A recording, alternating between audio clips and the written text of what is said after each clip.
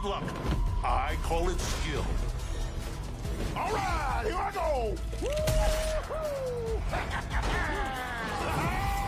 Yeah, good try. Maybe try harder next time.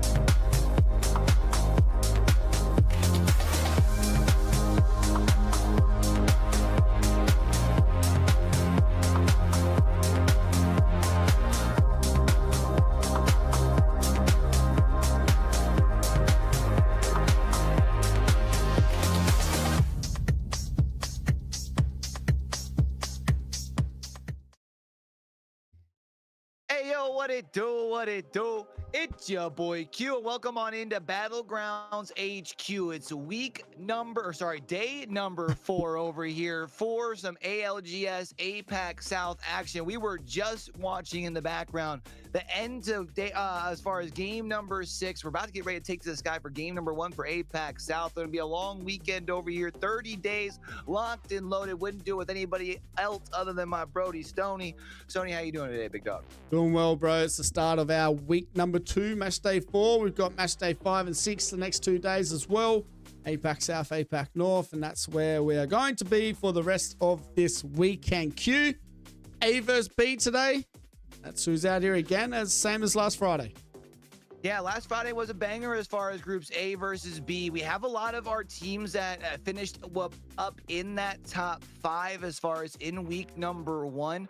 I think the big standout to me for sure was Gen G, a team we saw them have a hot start in split number 1, but then kind of fizzled out through the rest of the split. We saw them make the change in there at IGL. Dexter now making the calls, and they had 2 strong days. The one thing I am a little concerned about, and maybe I can pick your brain and see if you have the same concerns, majority of their points in both days came off of their 2 wins. I would like to see them just be able to pick up a couple of more points in those games where they're still not popping off. Yeah, another point as well is that little bit of that Axel nerf that has come out over the week. I did watch one of the scrim days, and Asia did go back to the Ash. So don't be surprised if we see Asia on the Ash today as well. But yeah, that's always been a Gen G thing that they need to work on, is their consistency.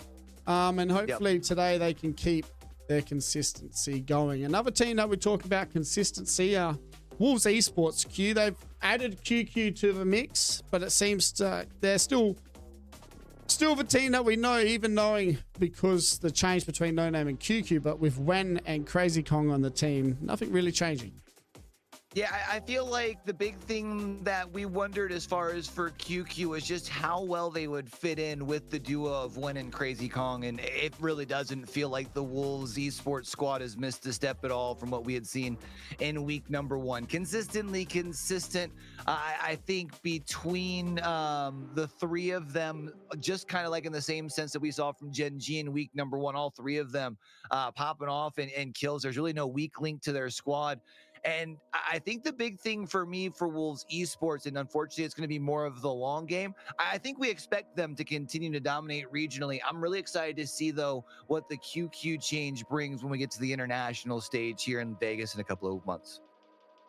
APAC South Group B, we get to see these boys out here again as well. So Esports, they get a chance to try and make some points here with A versus B. They did have a very unlucky first block last week with the couple of DCs that one of the boys had a couple of times, but they still made their way in the top 10 with 2 pretty good back-end games, but they'll be looking to try and get themselves in that top 3 tonight as well.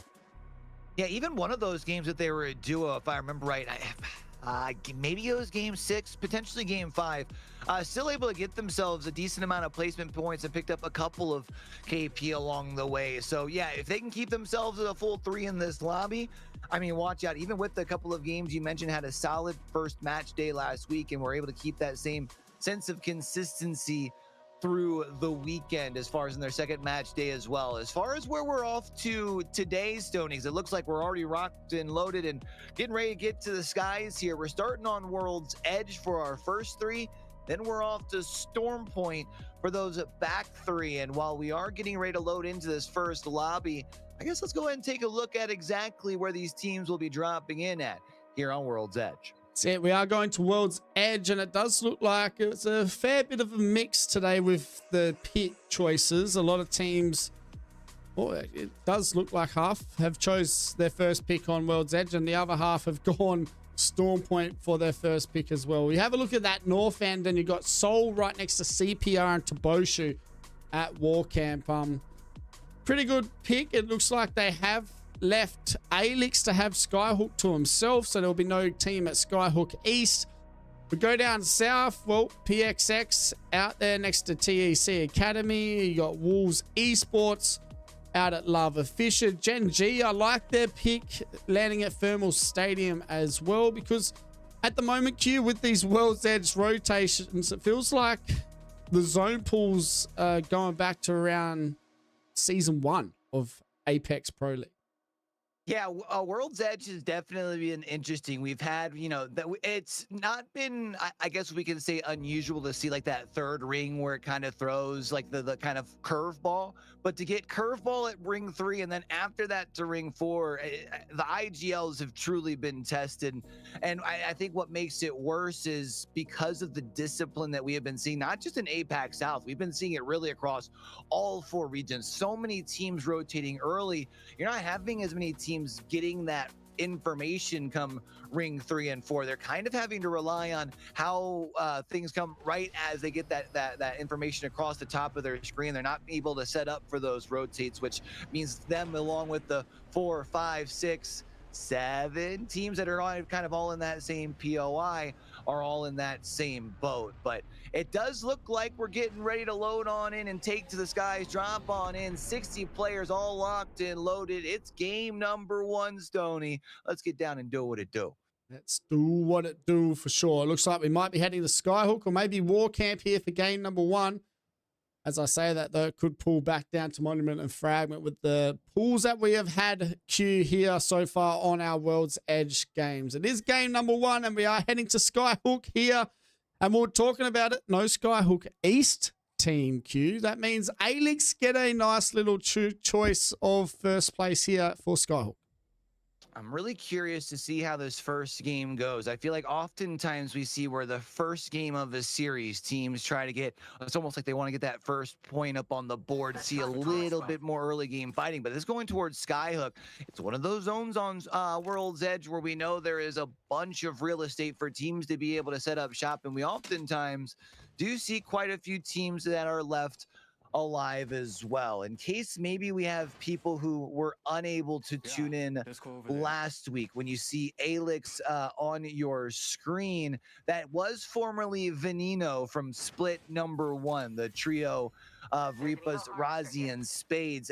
Unfortunately, weren't able to put much together in Split number 1. Didn't find too much success as far as in their first week. There are like quite a few teams here, especially with the compacted down schedule, Stoney, where week number 2 you have to start making things shake, because otherwise you have another disappointing weekend. You only have 2 match days left, and you have to hope that you make your way towards regional finals. The best thing about their Split 1 is that they didn't get relegated back to PLQ, so they were in that top 22. I guess that's the upside of their split. But they will be hoping for regional finals this split here, split number 2. As we can see, teams starting to rotate in to try and find a spot here, Q, as well, for zone number 1, as round 1 is already starting to close. You know, all of these teams starting to rotate on early. I mean, that means we got a couple of squads that are unfortunately going to cross paths on their way on in. Kirasami, one of those squads that is stuck on their way on in, and they're trying to see their safest approach. They know that they do have a team off towards their west over here at Hill Valley as they close their way on in. A couple of warning shots sent across there from Nubis, who has been one of our top fraggers here actually in APAC South through week number 1, trying to see if they can get things started early on match day number 4.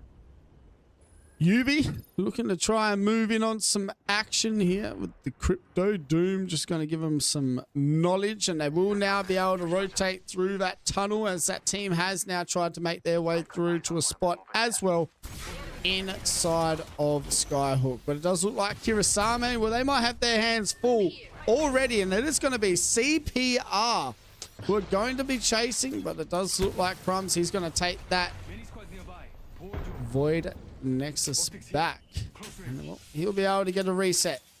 If we're talking about Crumbs, we talked about him a lot last week. He ended up being, I'm pretty sure, the highest ranked player or rated player in APAC South over last weekend.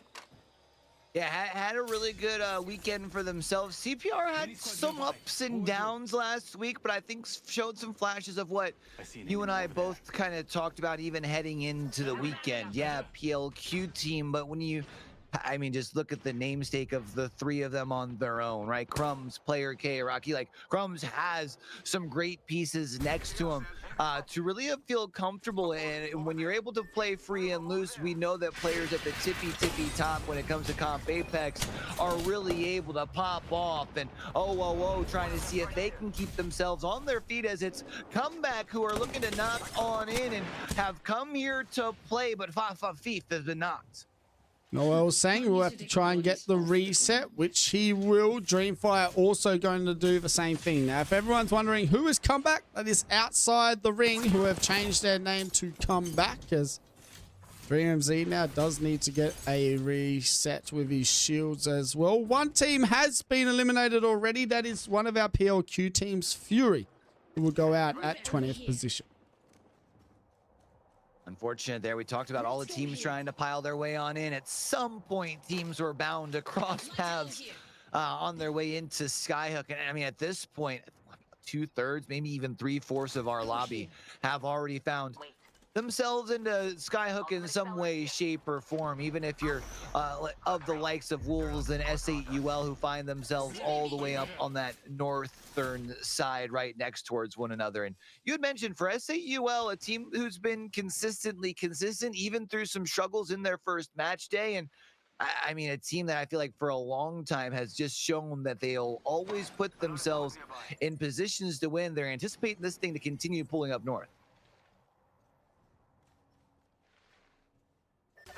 PXX looks like they're going to try and rotate in late. 2C1M as well, rotating through Big Mord at the moment. 19 squads still standing here, Q, with 30 seconds left of round number 1. Before we go and have a look at the map and see exactly where this zone is pulling for this Skyhook zone here of our first World's Edge game for week number 2, match day 4.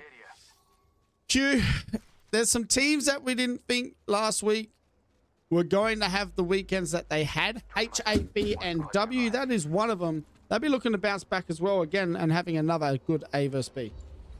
Yeah, I think for me, it was nice to see the start they had to their weekend, but it really felt like fizzled out on the back end of it. I would love to see how they can start things here as far as week number 2. And you mentioned a team that, I mean, we know has the potential to be able to find success over there, right? You talk about Tasting Blood, AO, and Black Road. Not the strongest of split ones, but I loved to see what we got to get at least a spark of, especially in that first match day. And again, that was this lobby, groups A versus B, trying to see if they can find some similar success here to start this week too. A lot of cryptos out and about, as you can see in that little mini map on the top left. Let's go and have a look at this zone Q and see where everyone is at the moment. As we know, 19 squads left on the battlefield, and majority of them all in Skyhook to try and find a bit of real estate. As we know, there's a fair bit of real estate to call your home, and it does look like majority of the lobby inside that zone where we would like them. HAB and W on the outside still rotating in. Gen G doing what they usually do down on that south side. TEC Academy as well. Rendang going through War Camp. And Black Hole, well, they're on that northern side rotating towards Toboshu. Yeah, I mean, we do got to keep in mind, of course, you know, Gen G did land at that most southwestern POI. All the way down there at Thermal Station. So understandable that they will be one of the last ones to the party, but we have seen them getting back to more of that adopting, being the playing around the outside, upgrading the Evo, and taking those fights with the teams that are a little bit later to the party. They have unfortunately come to the realization that there's really not anyone who has been delayed getting towards Skyhook up here. Even those couple of teams that you were just talking about, of the likes of HAB and W, they've gotten quite a bit closer towards Skyhook. So there are going to be teams that will have to start more coexisting next to teams of the likes of CPR, who are going to be looking to try and see as far as game number 1, how quickly they can get those points onto the board. Toboshu, well, they might also be expecting this thing to pull north similarly to the way that S8UL, where they're actually going to be holding out PXX, or not PXX, that's actually Black Hole, who is looking to rotate in towards them. Black Hole will just have to maybe come up with a different plan here, Q, because I think there's a fair few teams holding them out at the moment. Go and have a look, though. As Rendang, they look like they might be getting into it here over at Granny's. And beautiful Nemesis shots coming out. Ronan will get the seer scan, doesn't hit any, and it is going to be Gen G Esports who have made their way in with purple shields, and they're looking good and ready to fight here early on. Let's go and have a look, as it looks like Black Hole, they might be in a bit of trouble here, Q, early on as well, as 19th team may be getting eliminated. Yeah, well, they were looking to push in towards Toboshu, and then it was the third party that pulled up over here, which put Black Hole in a very awkward position. TEC Academy has already been able to pick themselves up one. Now looking to try and see if they can pick themselves up a couple more, as Roy and company might have gotten caught out in an awkward spot. It does look like Roy has been able to find themselves back to a little bit of safety, and at least for now, TEC Academy should be able to keep themselves up as a 3, actually chasing down this final player up. TEC Academy, Black Hole, the last one left standing. They will go and clean up that last man. Q's stay alive for a little bit, but Black Hole will go down at 19. Now I have 18 squads left alive as round 3 now is currently underway. And look at that pull. Q pulls back towards that eastern side of Skyhook, and Relove DCG, well, they put themselves in a great spot here for game number 1. They, as well as SMP, I think we had talked about wanting to mention them going into the day, and then we just didn't get time during the pre-show. But SMP, a team that really didn't find much success during split number 1, found a lot of consistency, a 4th and a 6th place finish across their 2 match days, respectively.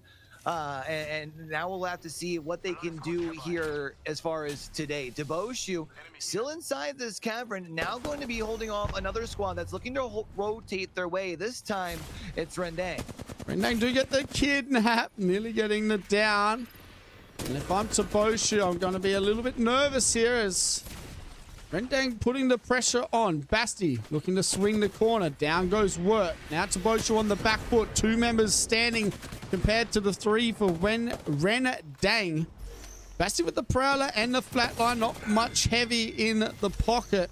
We'll need to try and be careful here, but it does look like Deboshu using that Void Nexus to get away. TEC Academy very close to Rendang. Does look like maybe we have a little bit of lag as well here for game number 1. That was tough for Deboshu, man. Once Wirt falls, that's a team that tends to struggle as the other duo. Wirt actually came into this week currently leading APAC, or not leading APAC South, but finds themselves in 6th in APAC South, currently in kills. They're a team that I feel like has found themselves some success in fights, just needs to find a little bit of better success when it comes towards their placement. DCG, we had seen them find their way towards land, towards the back end of split number 1. They were able to find a decent amount of success as far as week number 1 here in split 2 as well. You had mentioned they have put themselves in a very strong position here. They do currently own the tallest room in the tallest tower over where this thing looks like it's going to end. Deboshu trying to see if they can get work back into things, as you do see King able to send some warning shots back towards Rendang to hold them off. Zone number 4, as we can see, everyone is in where they need to be. Rendang, Deboshu, DCG, and SMP. Probably the 4 teams in the best spot for now. I'd say DCG definitely have the advantage here for game number 1, Q. Gen G and ALGS look like they might be getting into it in the main building soon as well. But a lot of these teams on this western side of zone are going to struggle once they see this next zone pool once zone 4 is finished. Yeah, I mean, this is so tough, right? You have all of these teams still left alive. You're inside Skyhook, where you know more teams are. And you know that this is game number 1, so literally everybody's got a crypto. So there's a good chance that an EMP could really shred apart your game if you happen to overextend. That's a struggle that Gen G will have to think about in the backs of their mind, as they will still have to continue to move themselves more towards their northeast. Finishers have already lost Cassans. Seeing what they can do as a duo, as it does look like 2C1M looking to play quick here. 18 squads left standing. Still, which is what we're expecting in a Skyhook zone as well. CPR very close to Kirasami, as they are now down to a duo. They will swing the corner. Zoyo very, very weak. Crumbs and the boys from CPR looking to start their game number 1 on the right side of things here as Raki and crew looking to try and clean it up. Also, S8UL looking to try and rotate in with a couple of downs in front of them. Also, one man left standing. Wolves now down to a solo. We may see Wolves getting eliminated at 18.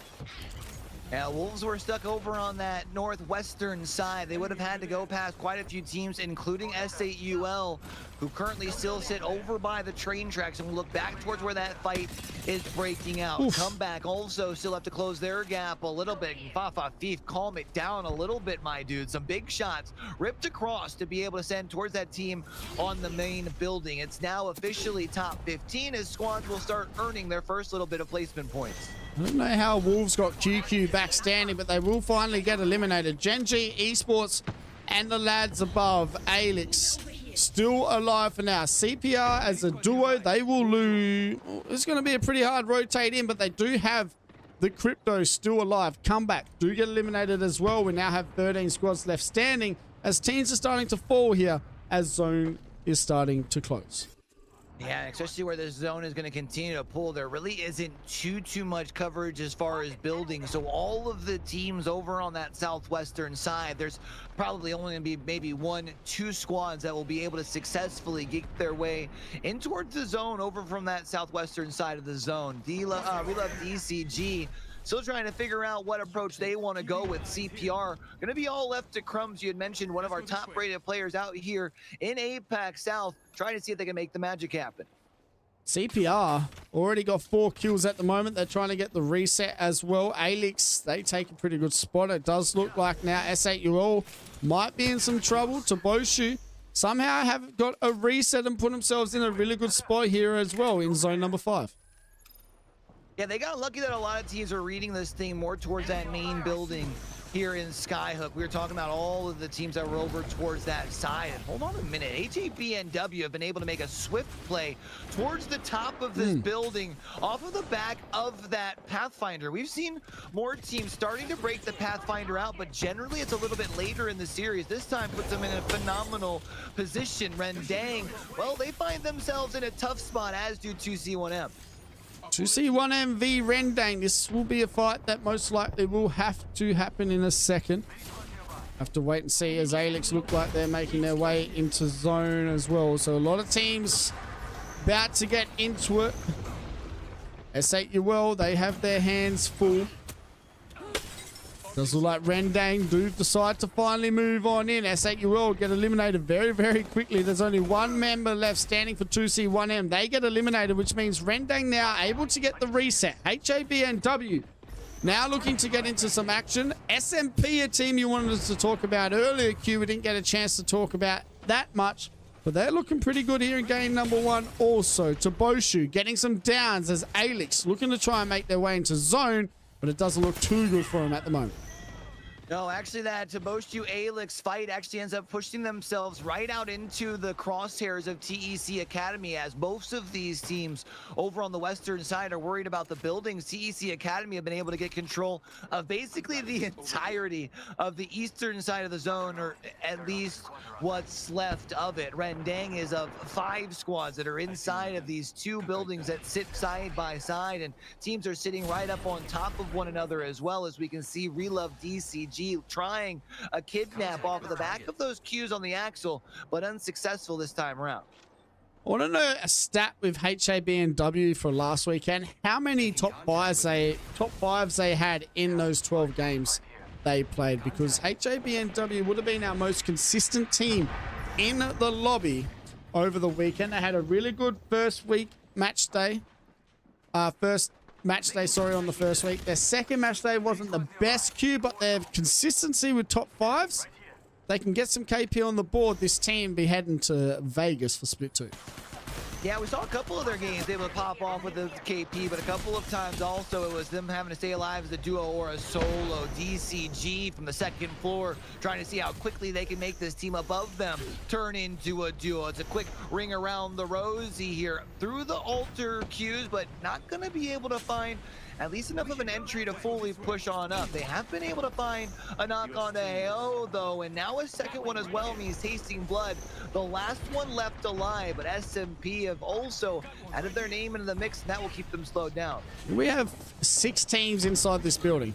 Rendang, SMP, Toboshu. We also have DCG, who are still alive, and well, DCG, the kings of winning the last game of a match day, looking to try and get the first win here of match day number 1 as well. Toboshu and crew getting some KP. AvB down to a solo, as to Crypto just needs to stay in the drone for now. Toboshu, Rendang get eliminated. We have our final 4 squad standing as TEC Academy and SMP are about to get into it. AvB go down. SMP, out comes the cat wall. TEC Academy, the only team on the eastern side of this wall, and they should be able to clean this up, get the first victory here for game number 1, and TEC Academy will take our first game on World's Edge. Everyone was worried about the buildings. Do I want the bottom floor, the top floor? Do I try and nuzzle in somewhere in between? And it was TEC Academy who were like, you know what?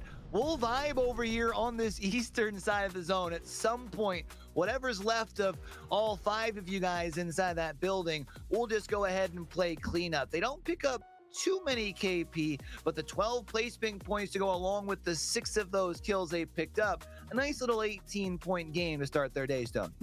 Not a bad start to the day for the lads as well. I just need to get these scores up here, but they'll be pretty happy with that start for TEC Academy here. Game number 1. That is a 6-kill victory queue to start off the day. And a massive start for them because they were very, very quiet last week as well. But let's go and have a look at the game stats as TEC Academy. They get a nice 6-kill victory here for game number 1. It was just patience for them. I mean, you can even see as far as on the damage, they weren't really taking much of a fight. We saw them take a earlier 3P up around kind of like where War Camp turns into Skyhook. They third-partied someone early on, but then other than that, it was just low, slow, and out of sight and out of mind. They knew as long as they were able to put themselves in a position towards the end, it was the placement points that they were really seeking, and for them, they were able to do exactly that. The mentioned though, those 6 KP will be good enough for them to be able to finish with 18 points, but SMP, who finished in second, had 10 KP for 19 points on their game. We love DCG in third, AvB and Rendang will round out the top 5, but you're even seeing quite a few of those team Stonies in 6th through 10th who picked up quite a few KP along the way, and that will actually cause a bit of a shift as far as what our overall leaderboard looks like through one game. Yeah, so look like SMP sitting on top after the first game. Even though TEC got the victory, they sit second, Rendang third, ALGS fourth, and DCG round out our top 5 after game number 1. As we all know, usually it is going to be that Crypto that gets banned here in the first game of today, and that will be our first Recon Legend gone. We'll see it be the second one. We wait and see as we are about to launch into our second game of the evening. Like I said, TEC Academy, that's their first win, and one they'll be pretty happy about, Q, to start the day here for our match day number 4. Yeah, I feel like you always have like 2 different approaches when you go into a game of Apex. Do I try and prioritize just simply putting myself in good position, or do I try and put some fights on the board along the way? We've seen plenty of teams who are good at fighting. They take those fights and then all of a sudden they're third party, and what could have been an even better game turns into kind of a dud. For TEC, well, they just were able to put themselves in a fantastic position. I'm going to be really curious to see what they can do through the rest of these 5 games, though, because as you had mentioned, they were rather silent in week number 1, Stoney. Oh, they were very, very silent. And that's, I guess, the scary part, right? We had a good start from AvB last week as well. They had the victory in our first game, and then they kept the consistency with the placement. Just weren't consistent enough with the points. Let's go and have a look at our top 5 kills and damage leaders though. After the first game, it is going to be Sato sitting on top with 6, Pattyfan with 4, with Dada with 4, Ronan with 4, and Reaps with 3. We'll have a look at our damage leaders. And it is going to be King MSG with 2.4k damage. Lahim with the 2.1. I'm pretty sure that is Shayo with the 1.8. Sato with the 1.8. And Ronan rounds out our top 5 for game number 1. Oh. We did see a lot of Prowlers being used in that game, and it seems that maybe that is the new weapon here in ALGS that teams like to use. But let's go and have a look at what our week 1 breakdown looks like for the most picked legend, and it is going to be that altar pick over the Seer. And we were talking about this last week. It seems like altar is nearly banned a lot of games in a row, but seems to make it the whole way through in a fair few match days. Yeah, I mean, it basically seems that if Alter is going to be banned, it's going to be on E-District, and it has to be at least a little bit later in the series, right? And what's interesting is I feel like we're seeing in other regions where Alter is indeed getting banned, but for some reason, just doesn't seem to here in APAC South. I think part of that, we are seeing some teams starting to adopt even more using that Wraith for your rotations and such. Even early on, we've seen some teams like RRQ even adopting the Wraith like as soon as game 1. And because of the fact that it doesn't get banned 46% of the time, we're seeing it being picked as a legend. And I'll be curious to see, because of our map choice today, no E-District, there's a good chance that we'll have Alter throughout all 6 games as well. Go and have a look at our week 1 breakdown with the top weapons in kills as well. And that is going to be the Prowler with 295 kills in the first week, which is insane. You have a look at the bottom stat, though, with the Nemesis.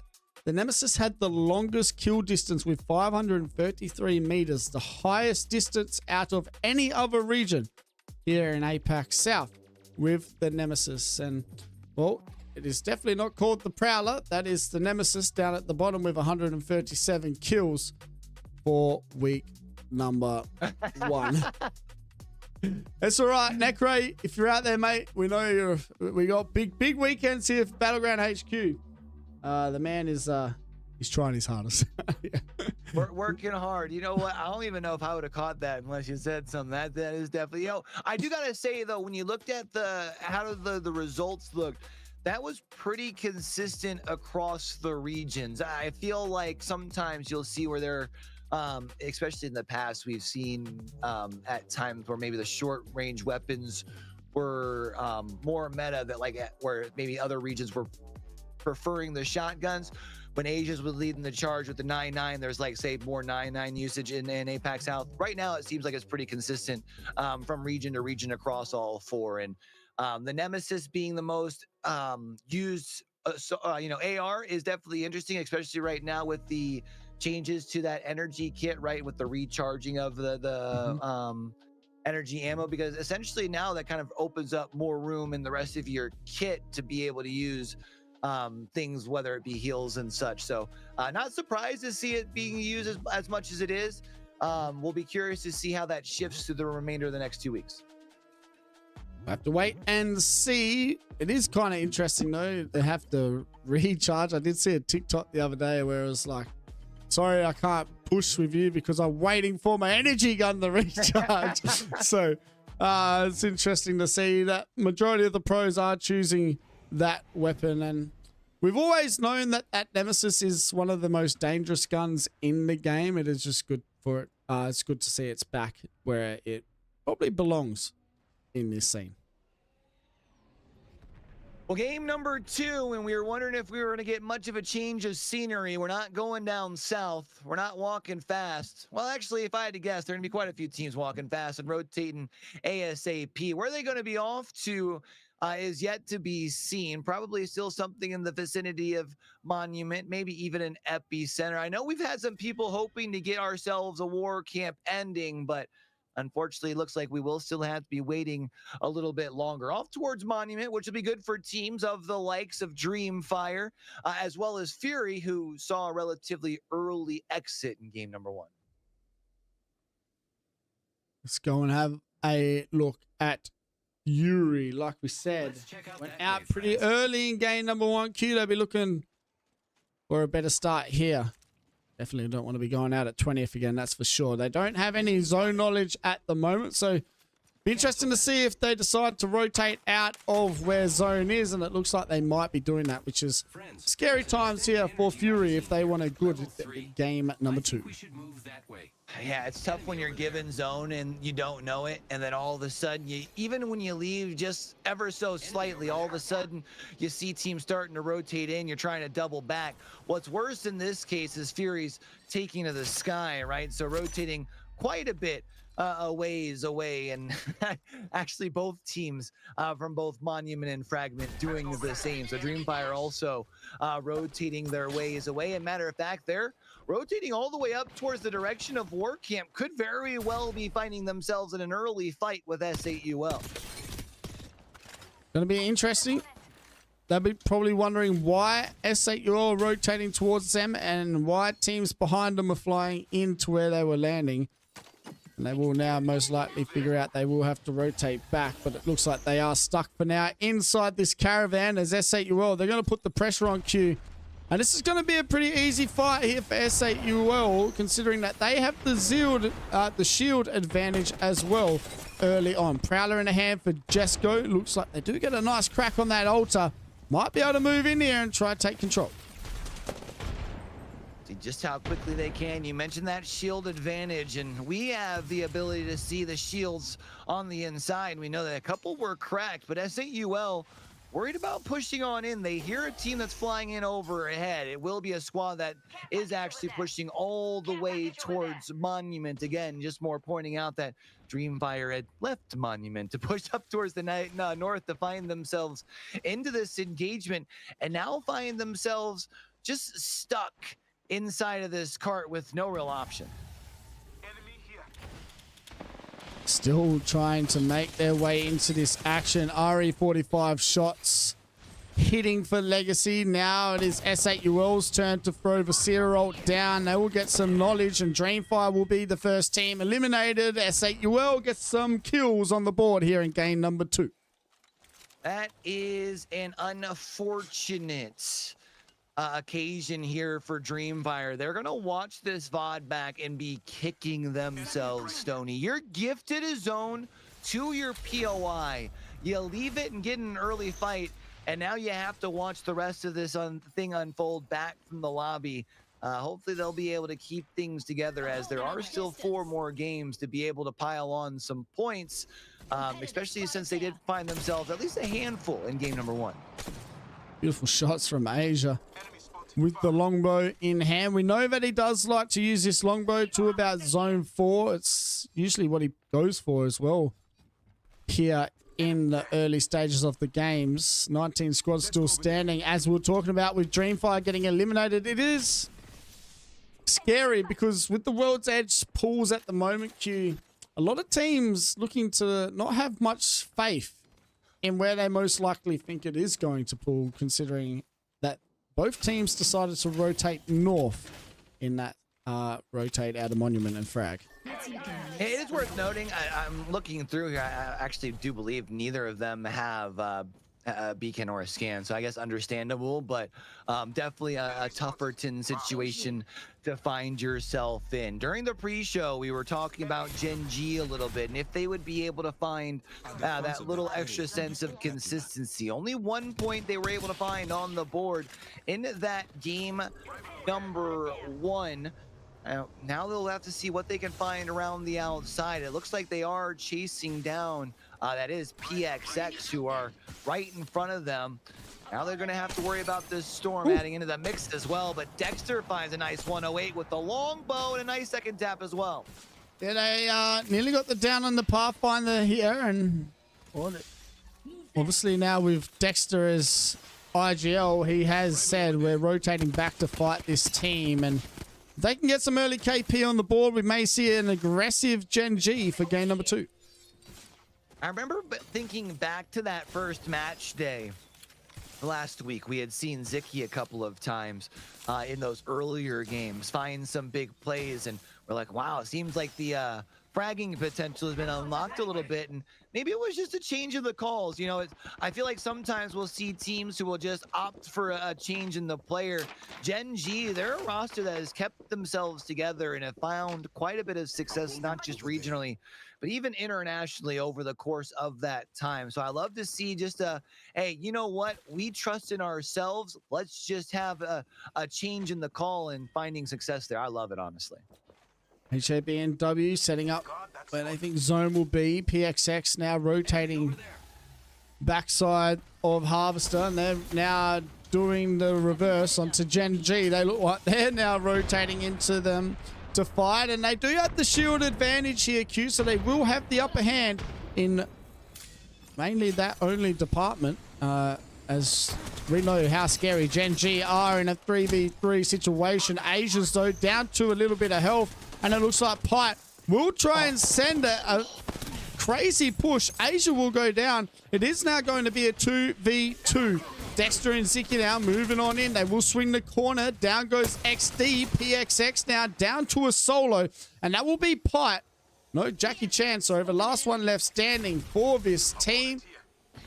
Dexter moving on in. The CAQ coming out. It is going to be a 2v2. Beautiful shots coming out. The longbow. Can he get the clean up? No, he won't.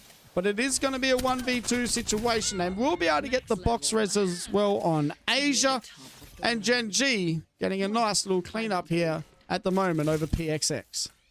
I can't remember if we had asked the question on stream or if it was just you and I talking in the green room, but we were curious if there would be a change up in approach from this Gen G squad with some of the small changes to the Axel. We do see that this is a second straight game that Asia's has opted for that the Axel pick. We'll definitely keep an eye on that as the series goes a little bit later. We haven't seen them quite be able to find that same success that they did when this lobby played out last time, although now that I mentioned that, I think that one of their 2 wins, I think, was actually game number 2. So maybe hold on to that thought for just a moment. Maybe, just maybe there's a chance that deja vu can happen all over again. Plenty of these teams, however, unlike Gen G, have found their way in some way, shape, or form between Fragment and Monuments. Teams of the likes of Team Ubi, who had a very quiet week number 1. Matter of fact, they've really struggled to piece things together since they lost Easy Flash there during the roster change in split number 1. I would love to see a bounce back from them today. But like Easy Flash just brought the confidence that Ubi needed, right? And we're talking about it with RRQ the other day. We're saying, why we've got Easy Flash on crypto? We don't need that man sitting behind a drone, but we understand that one man needs to do it. I just feel like Ubi had that confidence with Easy Flash on the team just because of how confident he was in himself to be able to push a fight. Let's go and have a look, though, as Gen G look like they might be getting into some more action. Out comes the kickstart from Asia. That is crazy that that nade gets rid of it, but DCG, they will move in. They have done pretty well to stay alive as a duo for now. They need to try and get Louis-Sam back up and get some fences out here as Gen G, well, they're still pretty healthy with a massive shield advantage as well. Reach charging to come out on the Hemlock to try and see if maybe gives them enough room to just push away from this cart, because otherwise Gen G have pretty well been stuck inside. They'll be given the green light and they'll swing from 3 different sides, and that spells disaster here for DCG as they will be eliminated. And there's really no one out. Well, I was saying there's no one out in this direction, but as I say that, actually I think PXX was looking to pull up for a third party also on that northeastern side. The Boshu looking to try and find themselves an elimination as they're chasing down SAUL. And we may see SAUL be getting eliminated here. Taboshu very close to the boys as SAUL now will need to rotate back north to try and wrap around that west side of zone. So scary times at the moment. 18 squads still standing. We have a look at Gen G Esports. They are now down to a duos. It looks like PXX did move in for the third party. Yeah, they pulled in for the third party, and just before Dexter could call Asia's back through that altar portal, unfortunately, there was the full elimination. So Asia's now going to be out of there, at least for now. There is a chance that PXX could rotate their way up towards Monument and or Fragment, and maybe you could still pick up the banner, but it is going to be tough. Toboshu still looking to try and pick up the last little bits of the scraps of S8UL. They'll be able to find one of the two, as now it's going to be all left to Sharky to try and find some place of some sort of safety. Yep, S8UL now down to a solo. We do have 18 squads still standing. Round 3 closes. Let's go and have a look at the map, as we haven't had a chance for a while, and see where this zone is pulling, and it is going south. So PXX and ALGS in really good positions. Gen G as a duo also put themselves in a pretty good spot. But for now, we're going to have to try and stay alive, as it is SMP very close to TEC Academy down on this eastern side of zone. And TEC Academy, will they be hoping for a back-to-back win here as well to start their day off on the right foot? They would definitely love at least a top 5 to be able to continue to compound down some points. But man, they are surrounded by so many squads here currently. SMP, who find themselves in the top spot, will push into this same building, and well, it looks like there's a very good chance that one of these two teams could find themselves taken out relatively quickly. Luckily for SMP, he did have that pylon down there from the Watson. It kept off from those couple of nades that got sent their way, as they'll look to try and see when the time comes to push up to the high ground here for TEC. SMP do take the ultra Q above. Paddy Fan goes down. They will now need to try and get the reset. TEC Academy do get the first down. So this is a great start here to this fight. The top right we just saw before as well. The S8UL have been eliminated. Nice swing in here by Rose. Rose will go down though, but from afar, as Rendang get the down with the Nemesis, and SMP might be able to get a reset, as Tech Academy are also trying to do the same. Both teams trying to get back up onto their feet here. I think both should be able to get up to 3, but unfortunately another knock on the side of TEC Academy. SMP looking to try to be able to get at least 2 players off to the reset before pushing back down to the ground. Rosie will now be knocked. TEC Academy will follow up their big game, being eliminated here early in game number 2. It is Toboshu who will make sure that SMP finds the same demise. And Fury getting eliminated. CPR move in and get in on the action. Rendang look like they're going to move in and join the 5 parties inside the terrain. It is going to be King MSG, the last one left standing for Toboshu. Needs to try and get a shield swap. He will get it from the box. That is beautiful. It's a 1v. Oh my god! With the longbow to the knock. Oh man, that is a beautiful cleanup by Toboshu. Toboshu trying to ignite the fire here in game number 2, and they do now have pretty well control, I was going to say, of this eastern side of the zone, but they do have Black Hole that could potentially be looking to hold them out, as they will have to rotate into them here from the train station. They've been able to get pretty well reset. A quick push through the queue, and it will be at least a nice little queue from the Seer as well to open things up in this fight. If he had his gun out, he would have got the down a lot quicker. Easty, Black Hole will get down 2 now. Toboshu in some trouble. There's only 1 man left standing. They need to get back to that Void Nexus, but they are not in zone as well. As we can see, G8, the last one left standing, he's going to try and find a safe spot. Don't like his chances as Gen G. They're going to watch a lot of these teams rotating in to try and get some easy kills as well. Comeback. Trying to stay alive, moving and putting themselves in a pretty good spot. CPR very close by to come back, and it looks like we might have a little bit of a fight between these two teams as well, as PK moving in with the RE45. Crumbs has already fallen here now, which means Comeback will have the man advantage, who are playing this thing patient. They're prioritizing the reset, making sure they'll at least have full health before pushing over the ledge here. Now Rocky falls as well, and Gen G continue to just be a nuisance from the middle of this ring. This was the spot that they had put themselves in off of the back of their rotate in after they lost Asia's, and they've just continued to be able to stay alive as the rest of this lobby dwindles itself down. EXX get eliminated. 10 squads left standing. Black Hole get a reset. They can see CPR trying to do the same. They don't like their chances though, as a lot of these teams are still standing. Comeback. Oh, They will clean up CPR. There's only one man left standing, though, and that is PK, who's trying to figure out where to play.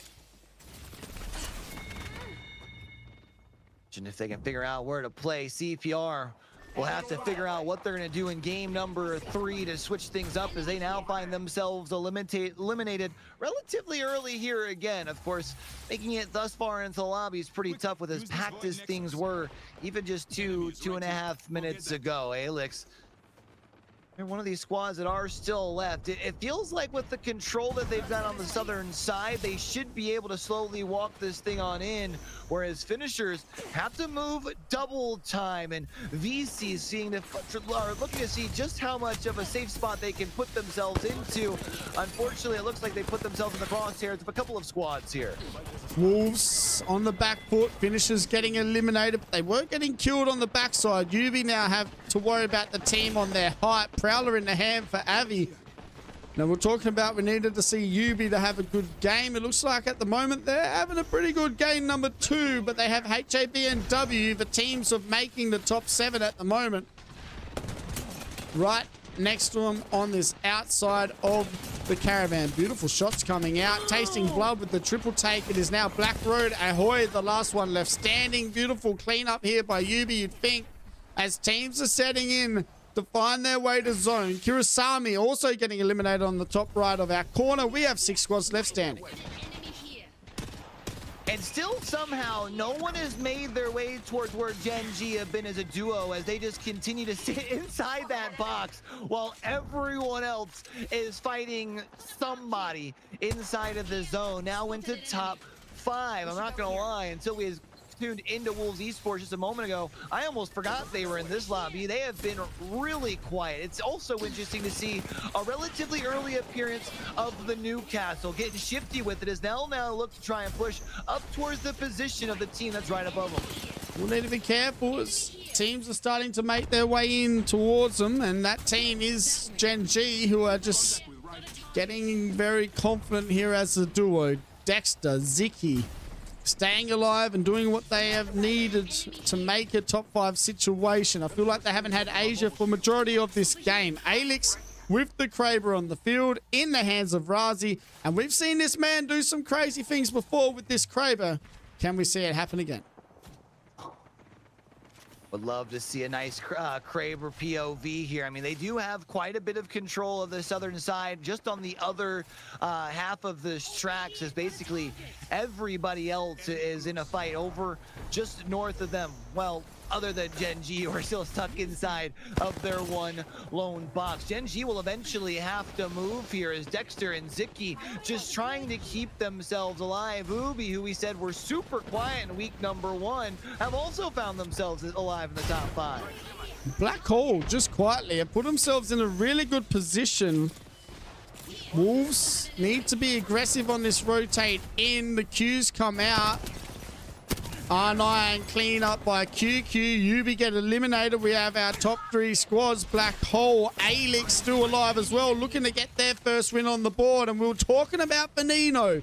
Veneno from Split number 1. They did enough to stay in the Pro League, but did they do enough to make regionals? No, they didn't. They're looking to try and get their first win of our Split number 2, and they get it done on match day number 4, game 2 here of World's Edge. Well, we didn't get the Kraber POV because they didn't really use it, but we did get the winner POV here from ALGS, able to really pop off in this second game. A team that was able to put 10 points on the board in game number 1 almost puts up twice that here in game number 2, able to put themselves up into that number 1 spot, as we do have one more go around on World's Edge here up next. Great game by the lads from ALGS. Like you said, 7 kills and a W. That's a nice 19-point game for the boys. That's 29 points in the first 2 games for ALGS, and they'll be pretty happy with that. As we can have a look at the match summary, Wolves Esports getting 2nd, Black Hole 3rd, AvB 4th, Gen G go out 5th. And that is what that looks like for match number 2. Let's go and have a look at the series overall before we see which legend is getting banned going into game 3.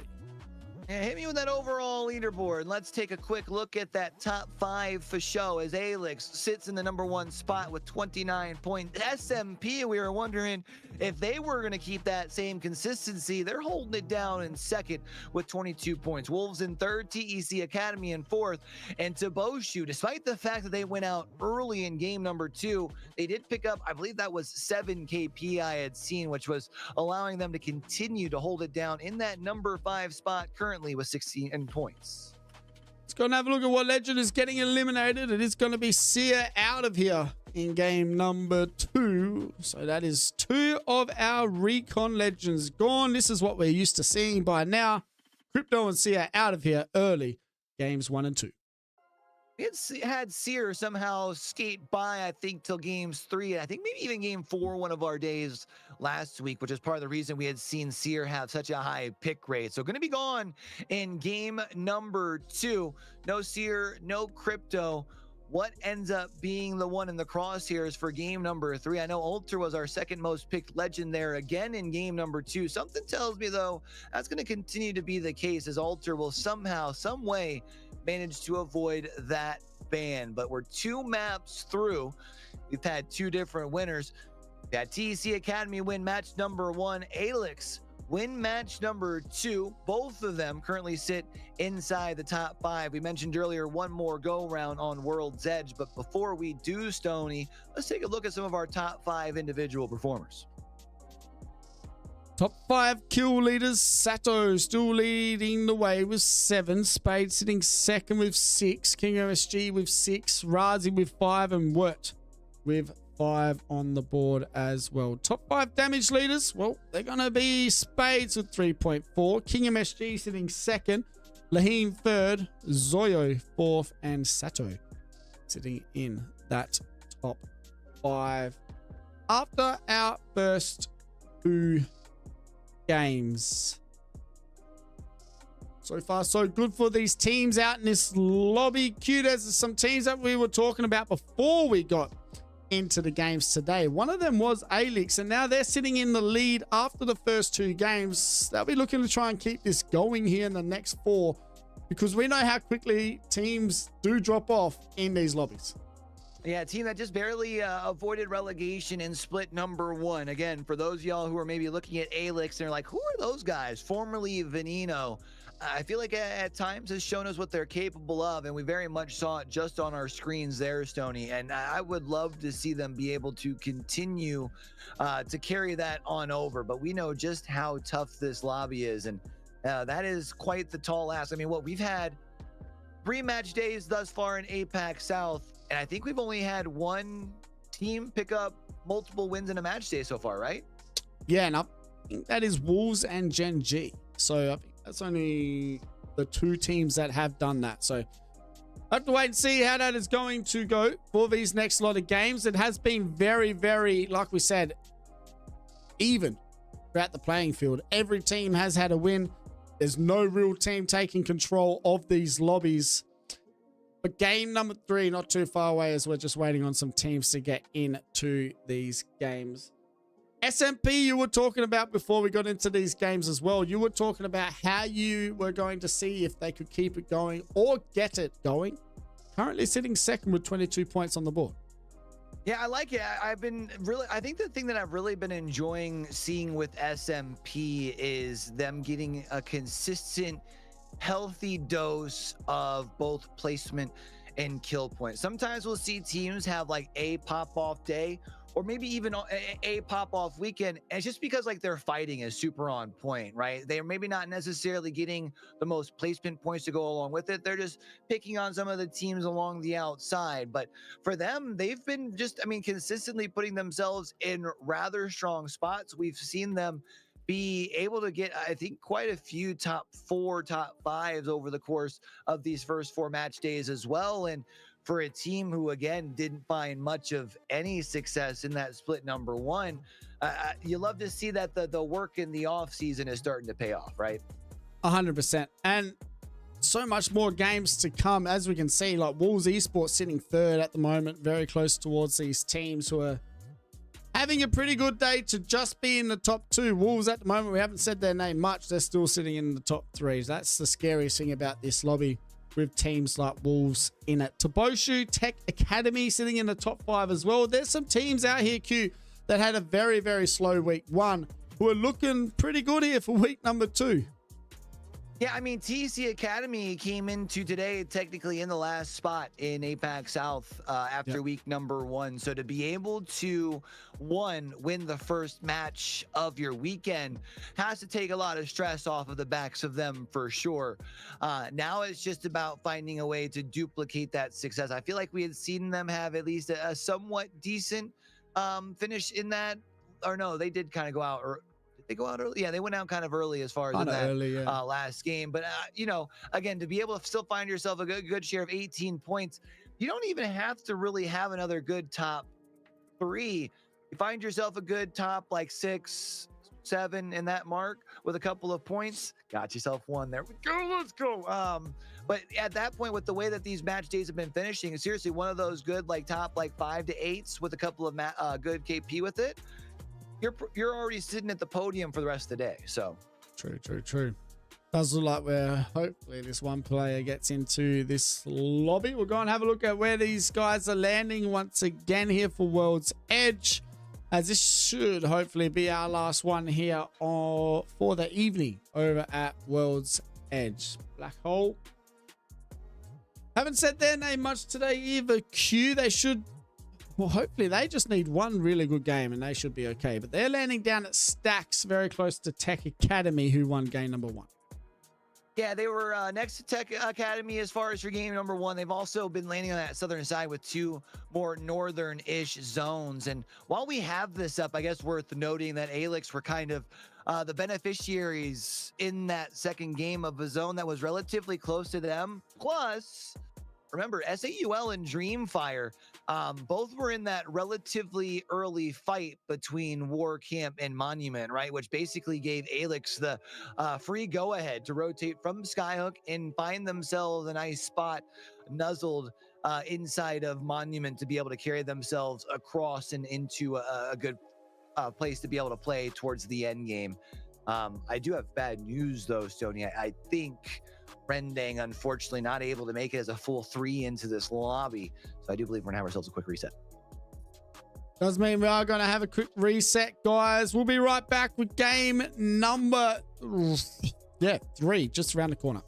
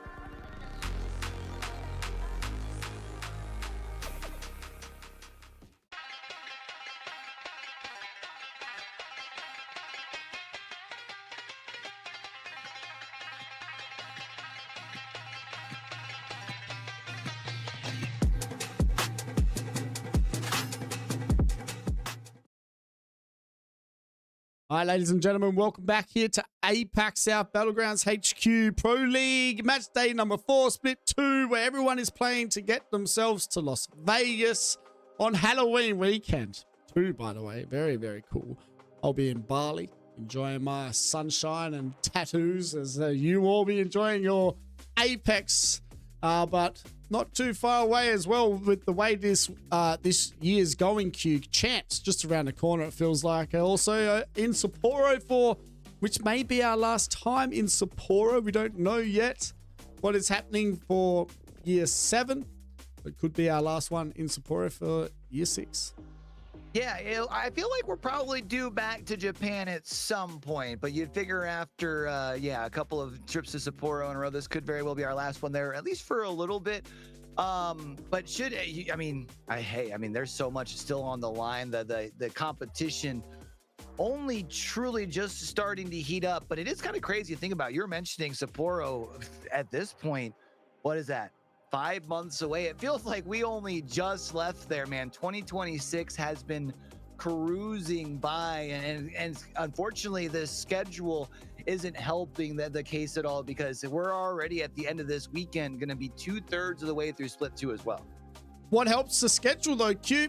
Lead Joy Invitational Battle of APAC number 2. That is our 10 grand tournament that we have happening on the September 29th.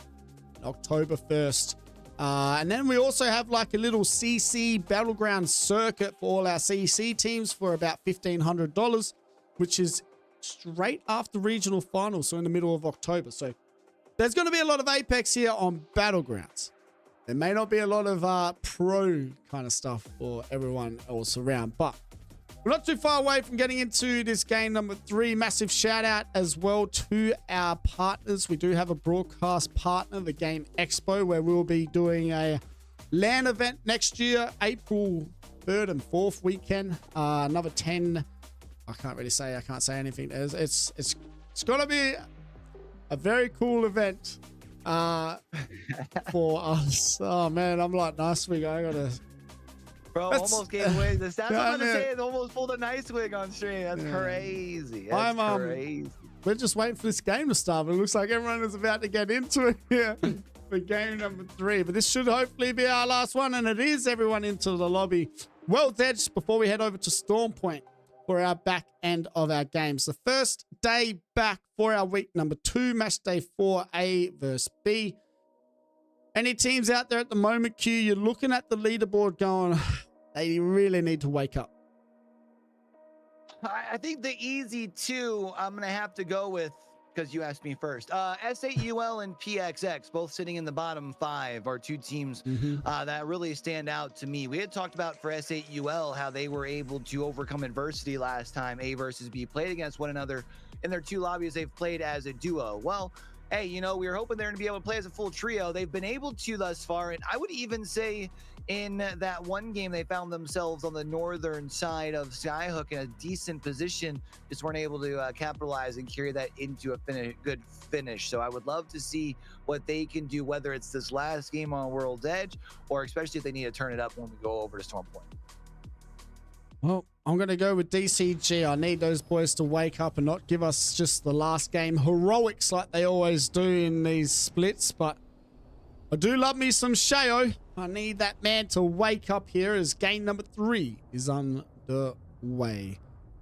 20 squads in the lobby, 60 men standing.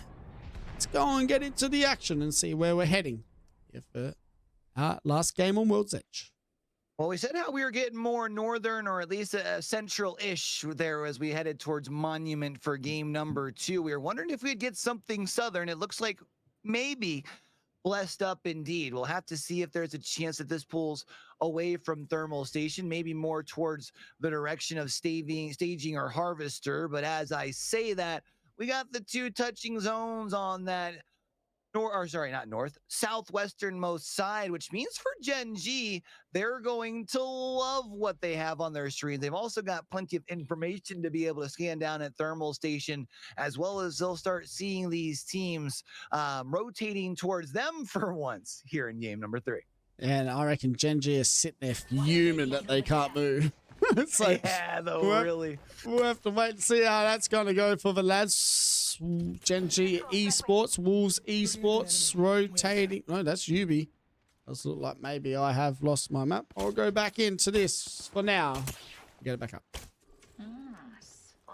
I say that was definitely a very different team composition for Wolves Esports if that was going to be the case. But yeah, a lot of teams already starting to make their way towards Thermal Station. As you can see on the map screen now, we have AvB who has already made their way here. 2C1M finishers closing their way on in over through that tree choke point.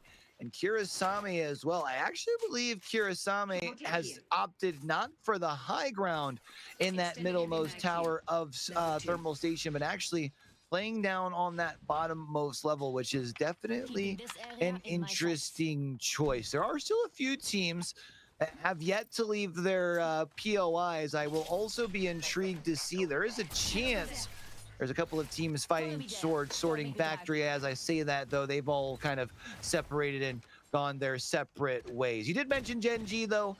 Doesn't look like they are going to negative rotate. They're just going to play this one out from the depths of Thermal Station as well. Yeah, that means they're going to be stuck on the napkin jerseys for a while, which is something they're not used to. So Kurasami set up in a very nice spot here for Thermal as well. 2C1M down to a duos. It looks like they're trying to find a place to play on the very far south side here of Thermal Station as finishers trying to finish 2C1M. 2C1M has had a relatively quiet day thus far, sitting down at just a handful of points. And for them, while they did sneak their way towards land, kind of middle of the packish, is 13th as far as through week number 1. And we talked about it a lot last week. I'm sure we'll talk about it a lot this week as well, of course, over the course of the next 3 days, Stoney. But the schedule is rather grueling. So teams who entered into this week kind of on this bubble, you don't get much time to be able to prep between days 3 and 4, which means day 3 you have to at least have a decent finish, and a couple of these squads still have their tires stuck in the mud. And that's DCG at the moment. Had a really good week in scrims. As we know, scrims and match days at the moment are not the same out here. Yuri getting into it, and we can see Gen G Esports gonna have to try and get the drag back on Asia, and I don't think they're gonna be too happy about sitting still for too long here. No, I mean, and I was going to actually joke, not surprised that it's Asia's of anybody that gets knocked, right? Probably Ansi sitting inside the house like, bro, we're in our zone. I can't go try and upgrade these Evo. I can't go and try and take any fights on the edge. Definitely a tough spot if you're Gen G, but we'll definitely keep an eye on them and see if that antsiness causes them to be maybe a little over-aggressive come that rings 2, 3, or maybe even 4. You'd mentioned the struggle that DCG had found themselves in earlier. A little Sam, the last one that's left alive, but it's Kurasami who will push into the high ground and take them out, and also be able to hold the box for the respawn on Zoyo as well. DCG going out at 20th. They're the team I wanted to see them do something. They always do something game 5 and 6. I need them to be consistent in the first lot of the games. They had a pretty good game number 1. They actually put themselves in a position where they could have won it. The problem was with that skyhook zone that there was so many teams that wanted that same building and so many levels to be able to be played. Oh my god, QQ. Hold up a second.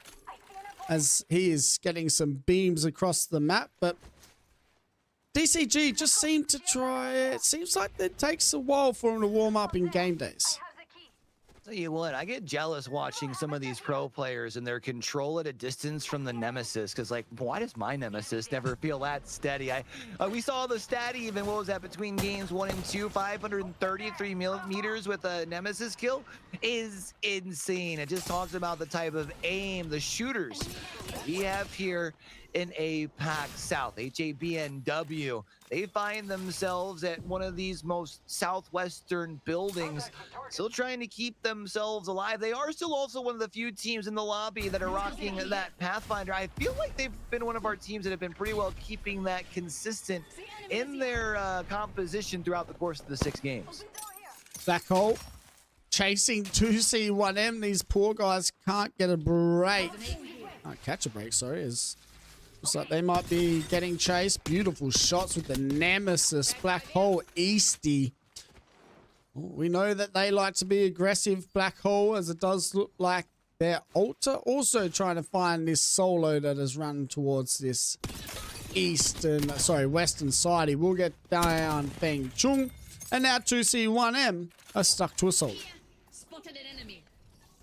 PLQ team that we know has the ability to get aggressive on the edge if they start to get that confidence, that snowball. I mean, we know if it gets moving for this Black Hole squad, watch out. We've even seen it just a little bit last week. For now, though, they will be by themselves pretty well.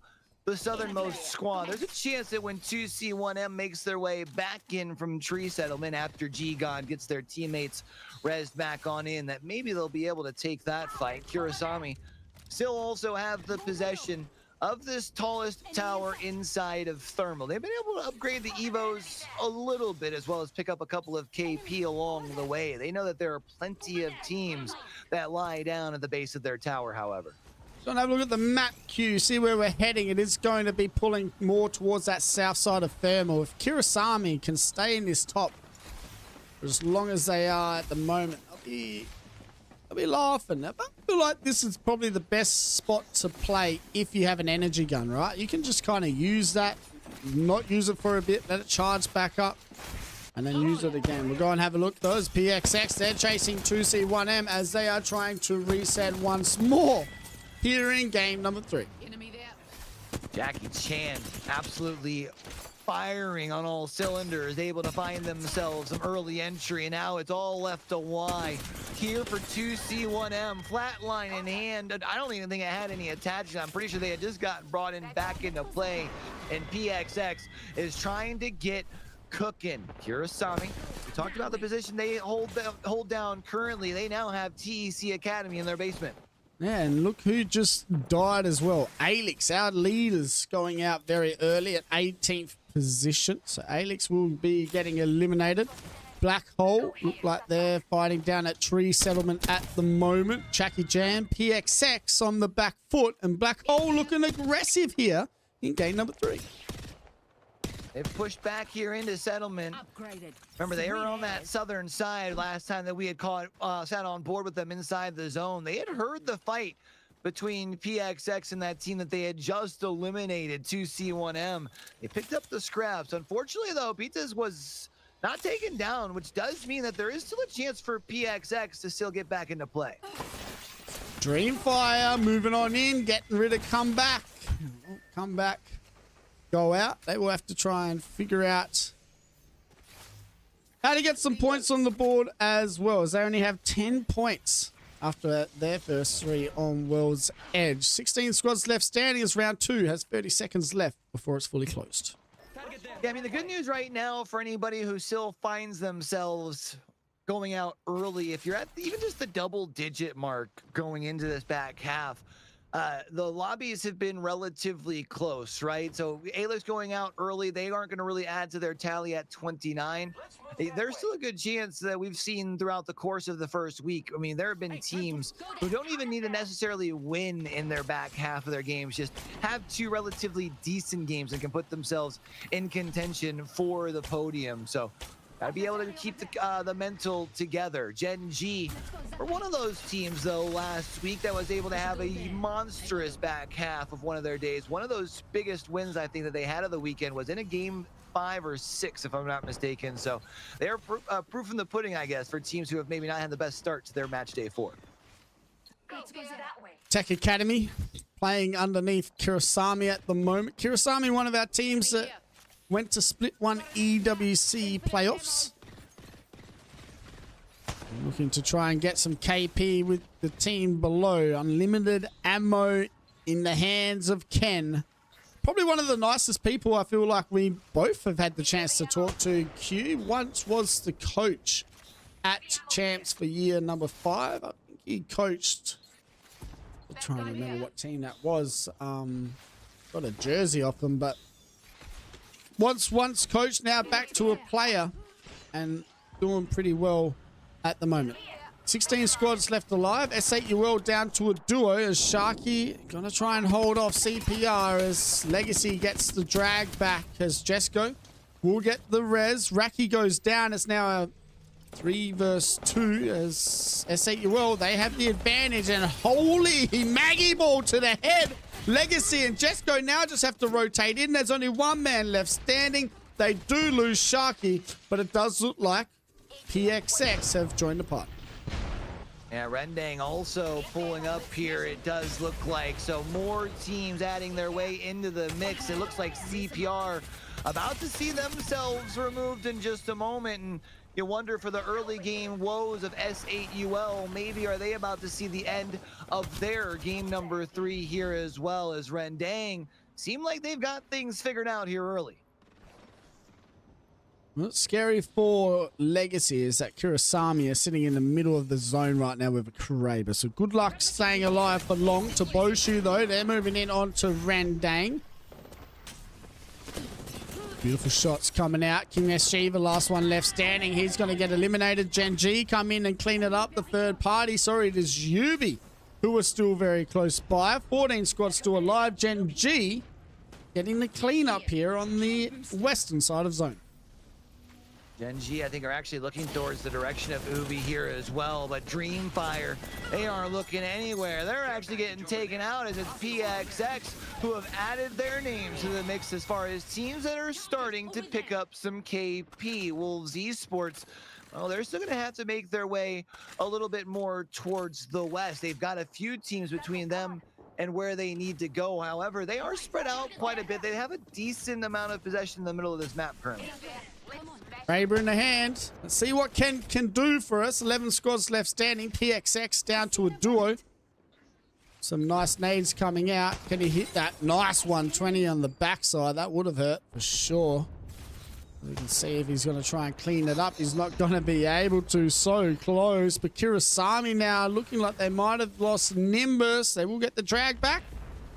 They should be able to, as TEC Academy are holding their own down below as well. Let's go out and have a look at Black Hole, who are trying to stay alive here on that eastern side of Thermal Zone.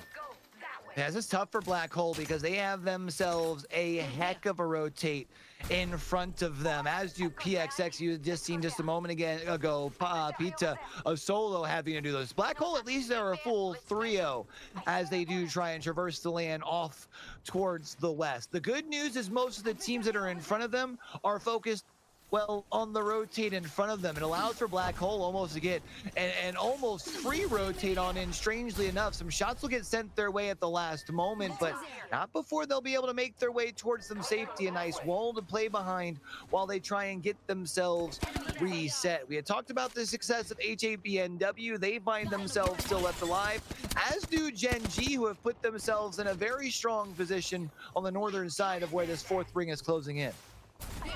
Black Hole moving in. Finishers getting eliminated. I was thinking in my head just before, finishers have not looked behind them once. They were looking in front of them instead of behind them, and HABNW now understand the situation. They're looking to maybe join the party as Black Hole are trying to get a nice rotate in. Nemesis shots coming out from Black Road. Rendang and Kurosame getting eliminated, as it looks like teams are all starting to get into some action. TEC Academy now looking to move in as well. Yubi getting eliminated. SMP very close by.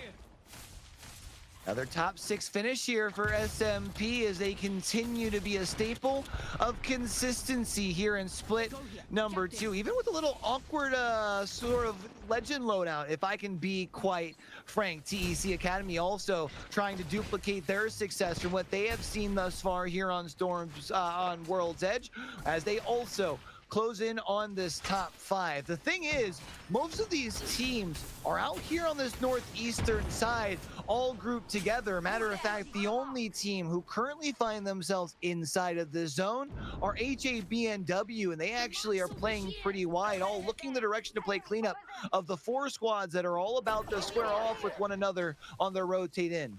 I've been so impressed with this team. I don't think we've talked about HABNW enough. Considering their first match day last week, they are playing the exact same they played in that first match day to now. sitting in another top 5 situation queue with a chance to get themselves a win on the board. Yeah, and nobody's going to be looking their way. Literally, Wolves is looking towards where SMP and TEC Academy are looking on top of one another, or should I say are sitting on top of one another.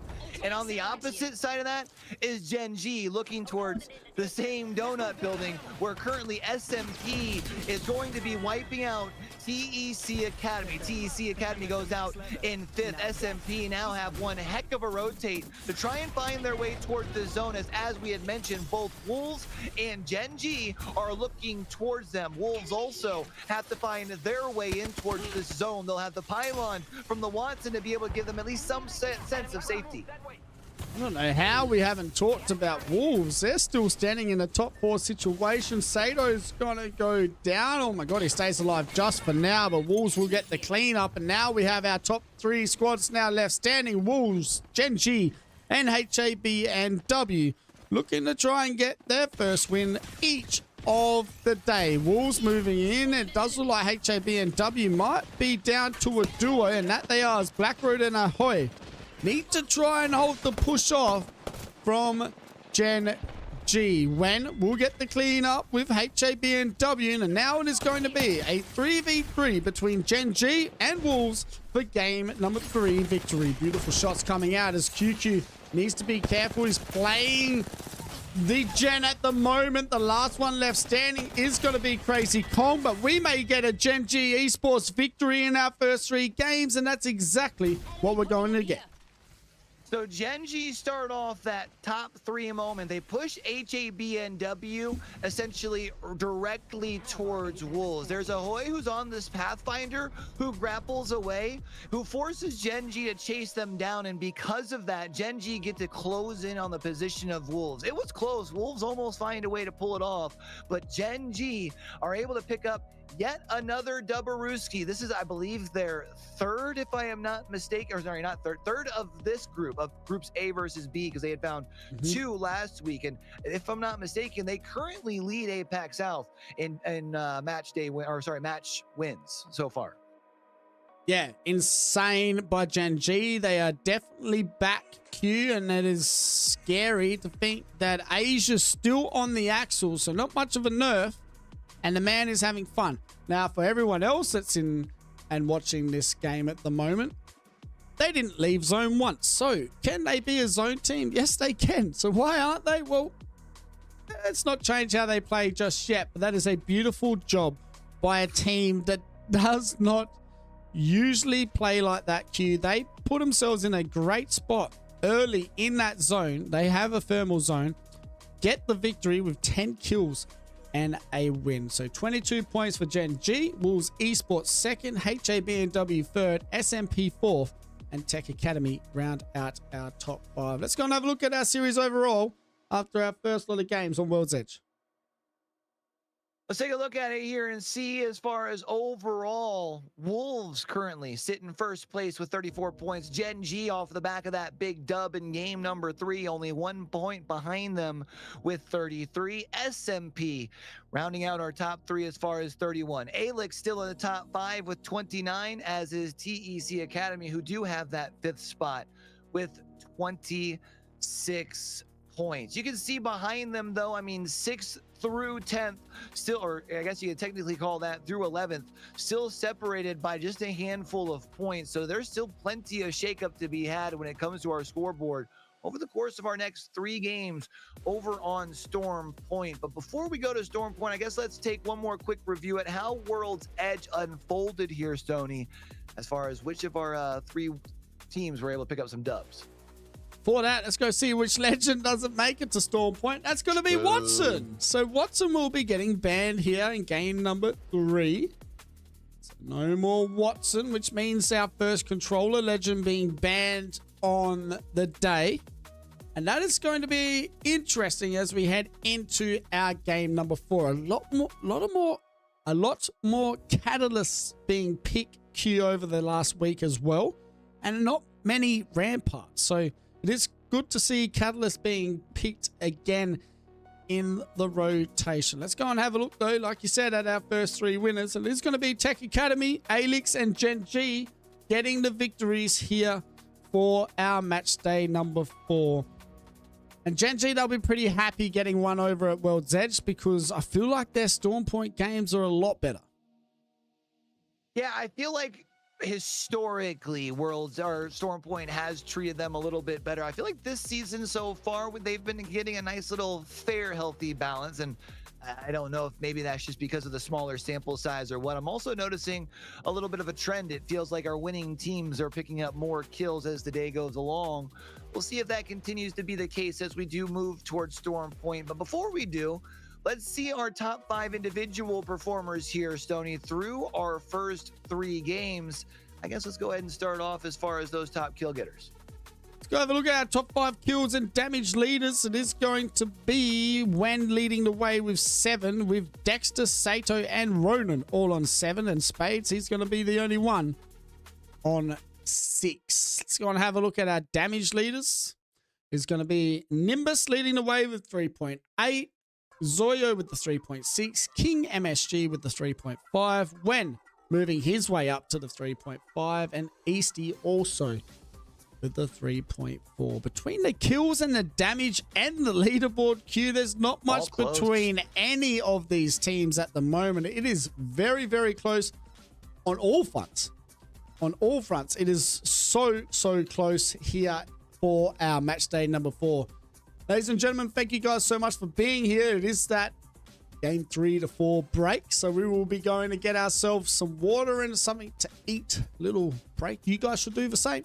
But what you should do is hit that follow button, sit back, relax, and we'll be right back with you guys as well in just a matter of minutes.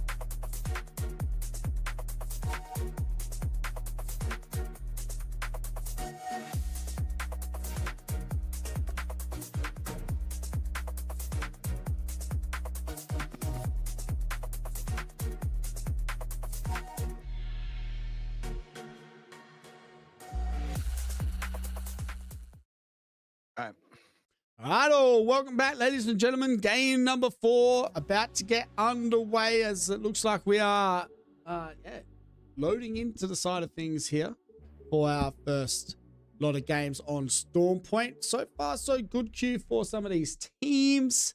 But let's go and have a look at where we are landing for games number 4 for some of these teams. Yeah, let's take a look at it because you mentioned it. It's a decent start for, honestly, a lot of these teams. It's so close that, I mean, these next 3 games can really shift up not only the top of the leaderboard, but even how things are looking all the way down towards 11th and 12th. And I feel like we have seen, I would say, at least more of the middle to, like at least middle POI is finding success since we had the change back in split number 1 where the Tridents were taken off of this map, which is going to be good for teams like Fury, who with their number 1 pick took Cedo Station.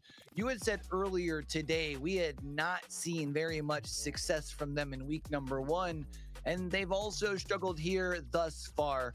Here, as far as in week number 2, day number 4, as they've only put together 3 points. So, and they're gonna have to see what they can string together as far as for them. Of course, they are next to a few teams who have already seen quite a fair bit of success. I mean, TEC Academy, of course, we talked about them very early. They also prioritize Storm Point, with this being their number 5 pick, being where they're landing over at Cascade Falls. And we've also been seeing AJBNW, even just in that last game, finding a bit of success landing next to them at Forbidden Zone as well.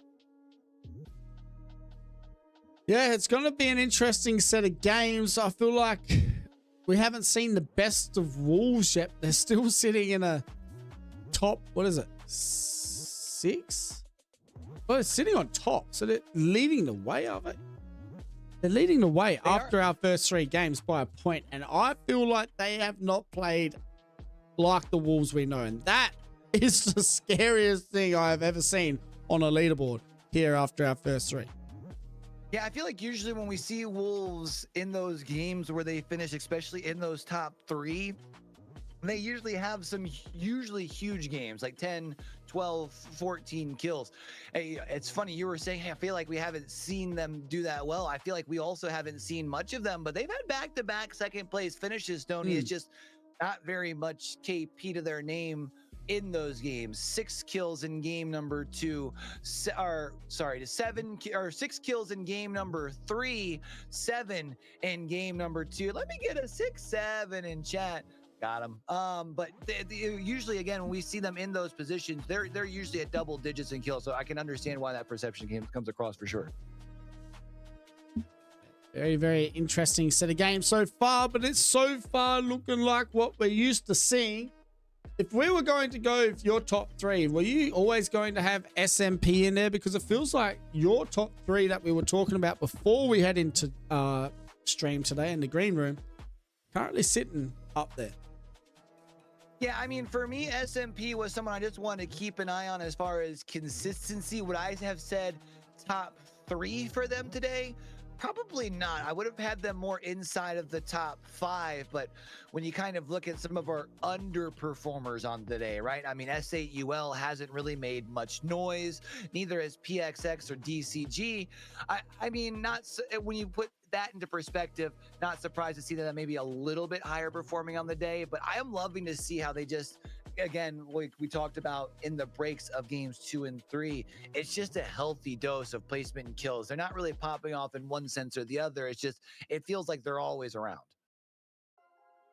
Doesn't look like we're too far away from getting into game number 4. We are, we had a DC. It looks like we're not too far away from getting into this one. Now, so far for S8UL, it just seems like they can't get it going. 10 points after the first 3 games. Last week, they kind of had an excuse. This week, I don't know if there's much of an excuse other than just really being unlucky. They had Toboshi holding them out one game in game number 2, I think it was. Game number 3, their rotate in was just kind of chalked. They win that fight against CPR if Rendang do not show up and get involved. So, tough start for the lads. They'll be looking to try and hopefully bounce back here in these last 3 games. Yeah, I mean, that we think about that one where they ended up having Dreamfire rotating into them as well. They took that early fight, ended up getting 3-peat. So they just kind of had some unfortunate situations they've caught themselves in, which I feels tough. We kind of said the same thing about them last week in their groups, A versus B Grand. Last week's unfortunate was the fact that 2 of your games you played as a duo.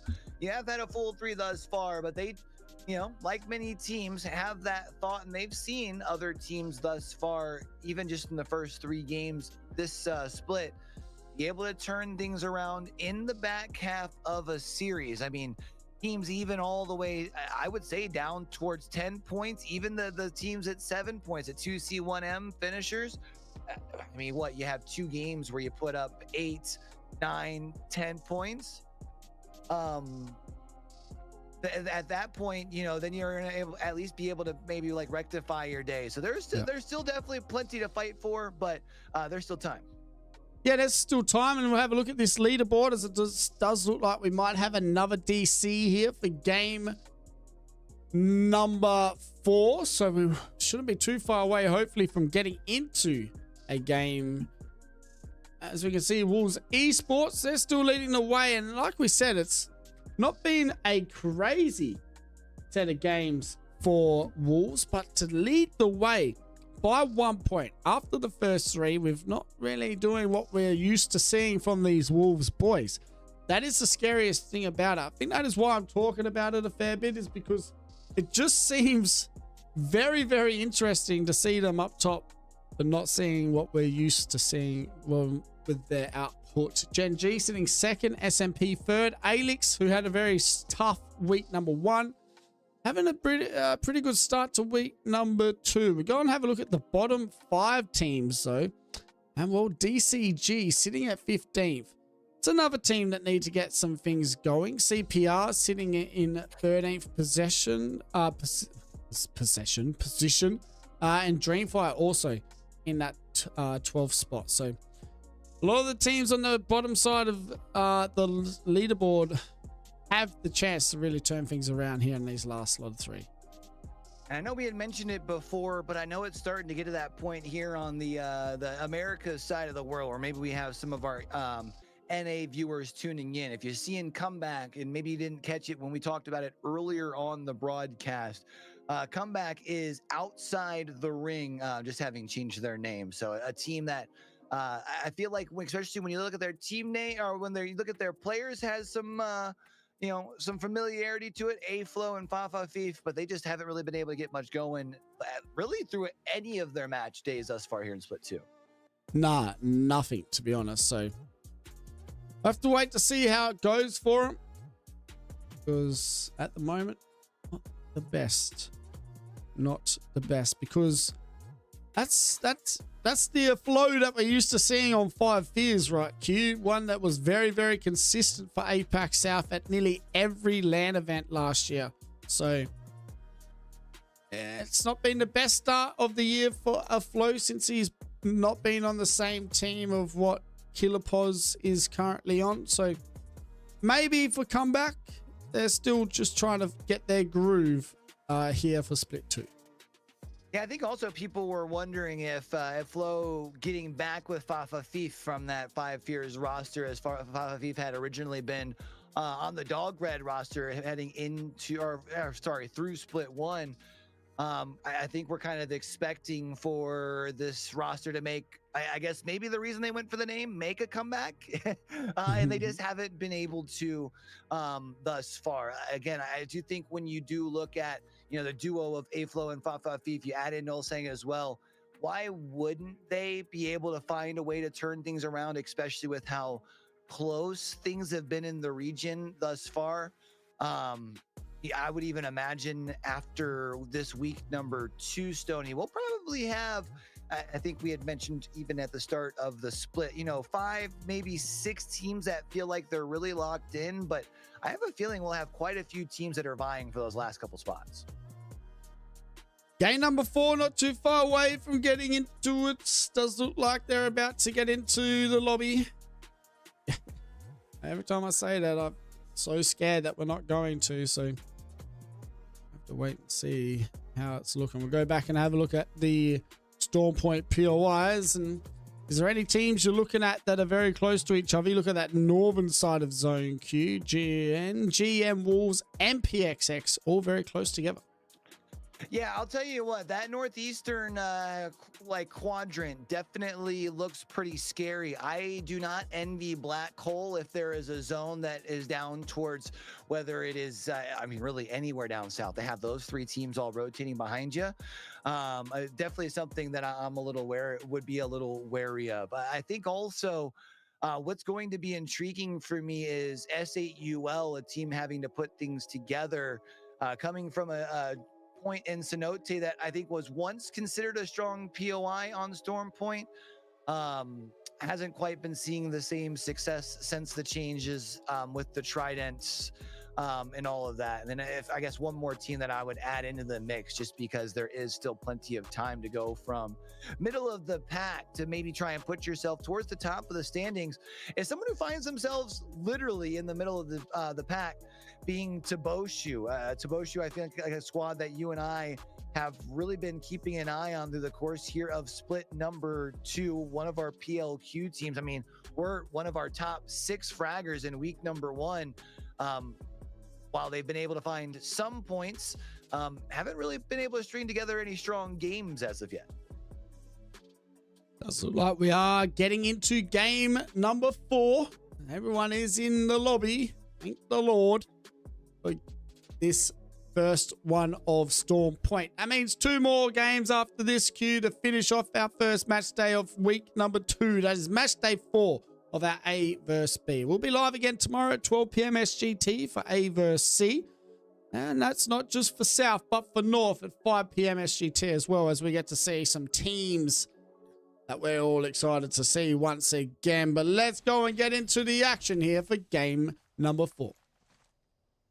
Let's go ahead and get it and see where we're off to. We had mentioned how it felt like we've been seeing quite a fair chunk of more middle zones through Storm Point, but very well could be heading down south, maybe even the southeast towards the direction of finishers in Toboshu in that Echo HQ and Devastated Coast area. Would be good for finishers, currently sitting down in that 19th spot, tied with 2C1M with just 7 points. And of course, Toboshu, who I was literally just talking about, who are in a 9th place with 17. Could very well be going towards Toboshu. It does look like down there, unless we get one of those awkward pulls off towards Pylon. We've got violence to do.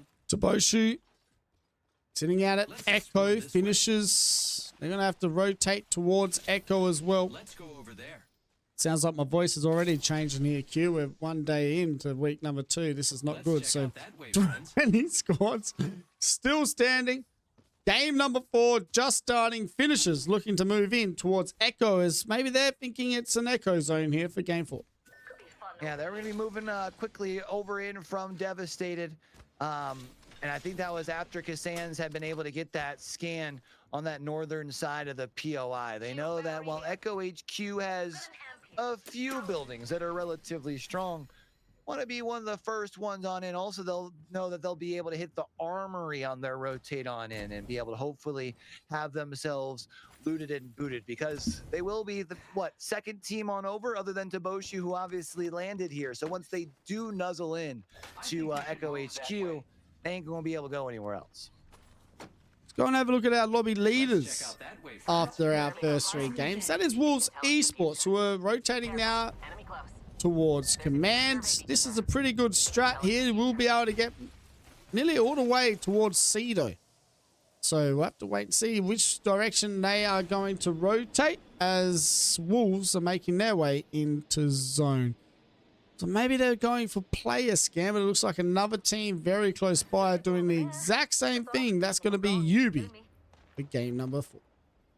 Yeah, AvB actually going to be the first ones there. So Wolves will either land on top of them or they'll bypass over them. But if they bypass over them, there's a few squads who are already approaching towards Launchpad. And as you had mentioned, moving down towards Devastated Coast and that actual Echo HQ itself. So be intrigued to see where Wolves eventually end up landing. It looks like they actually landed somewhere towards pylon. So not quite approaching the teams who had already gone all the way down south. But there are a few squads over here at Launchpad. AvB being one of them, who are launching some shots over the direction of Black Hole. They're taking their way towards Devastated Coast. 20 squads standing. Black Road, Tasting Blood, and Enemy. They're not close. heading on in. TEC Academy also now trying to make their way towards Echo in these early stages of round 1. Still sitting inside the top 5, our TEC Academy, after a very disappointing start to their season. Hopefully they'll be able to keep themselves. If you remember, once you fall outside those top 5, those placement points really drop off significantly when it talks about continuing to climb on through. And while, yeah, you don't have to worry necessarily as far as relegation, right? Because there is no split number 3 per se. You still would like to be in as far as a good mental state heading in towards that LCQ weekend on the back end of the schedule as well. CPR was a team that you and I had talked about a lot, wondering when they would potentially pop off. They've been quiet today. And ALGS, well, they've already been able to find themselves a nice spot here down on Echo HQ.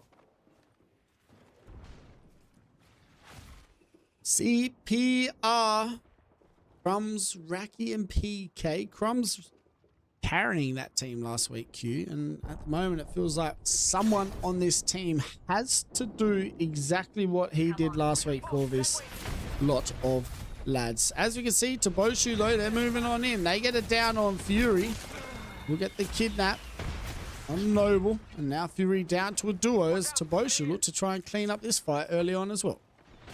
Poor Fury, man, just can't seem to piece anything together, and very much at risk of being eliminated early yet again, as Akshian now going to be knocked, and that means Lexon's going to be the last one left alive. Of course, you've got the grapple in the hand of the Pathfinder, so maybe you can use that to get away to some safety, but Fury just hasn't been able to find a sense of really anything over the course of what has now been, I guess you could say, 15 games so far in Split 2. Should be an easy cleanup. Oh, no. 2C1M very close by, and Fury will be eliminated at 19th position, 20th position. That means 19 squads now left standing, Q, as 2C1M are playing the most south point of this zone you possibly could. Let's go over there.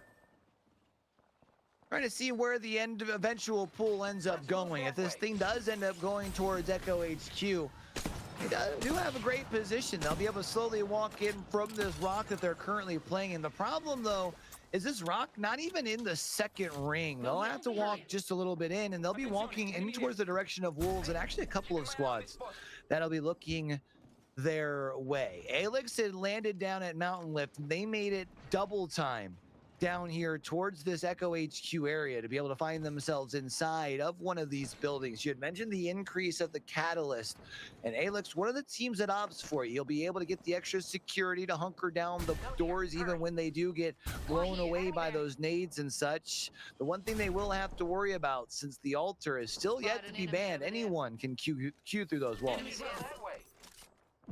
Kirasami. Purple shields already for the lads. Ken, Zoyo, and Nimbus. They look like they're trying to move in on a team and be aggressive. And that's going to be Black Hole, who are on the back foot here, Q. And I don't like their chances going up against a Kirasame that look a lot more healthier with shields in this fight. Not a position you want to find yourself in. Ken able to find some nice shots with the alternator. Chucks in a couple of arc stars, although I don't think found any impact off of the back of that. Eastie will eventually be eliminated, but with a Nimbus down, it is still a 2v2, at least as far as for now. And Black Hole, let's see if they can at least buy enough time to get themselves reset. Also, sticking that box for a respawn as well. 19 squads. Kirasame, come back. Time to move this way. And also HAB and W next to the action. Comeback, needing to have a good comeback here in these last lot of games, Q, because at the moment not having much luck.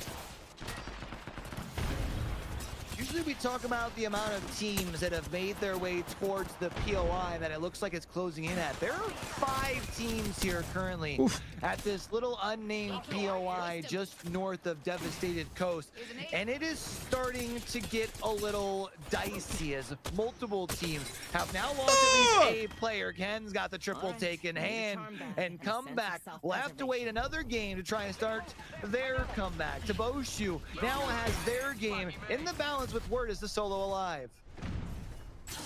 Rendang moving in on Taboshu, and Taboshu, they're going to get eliminated at 18th. But man, Kurosame Ken doing well there to win the fight against the lads before of comeback. We now have 17 squads left alive as round 2 looks like it's about to start closing.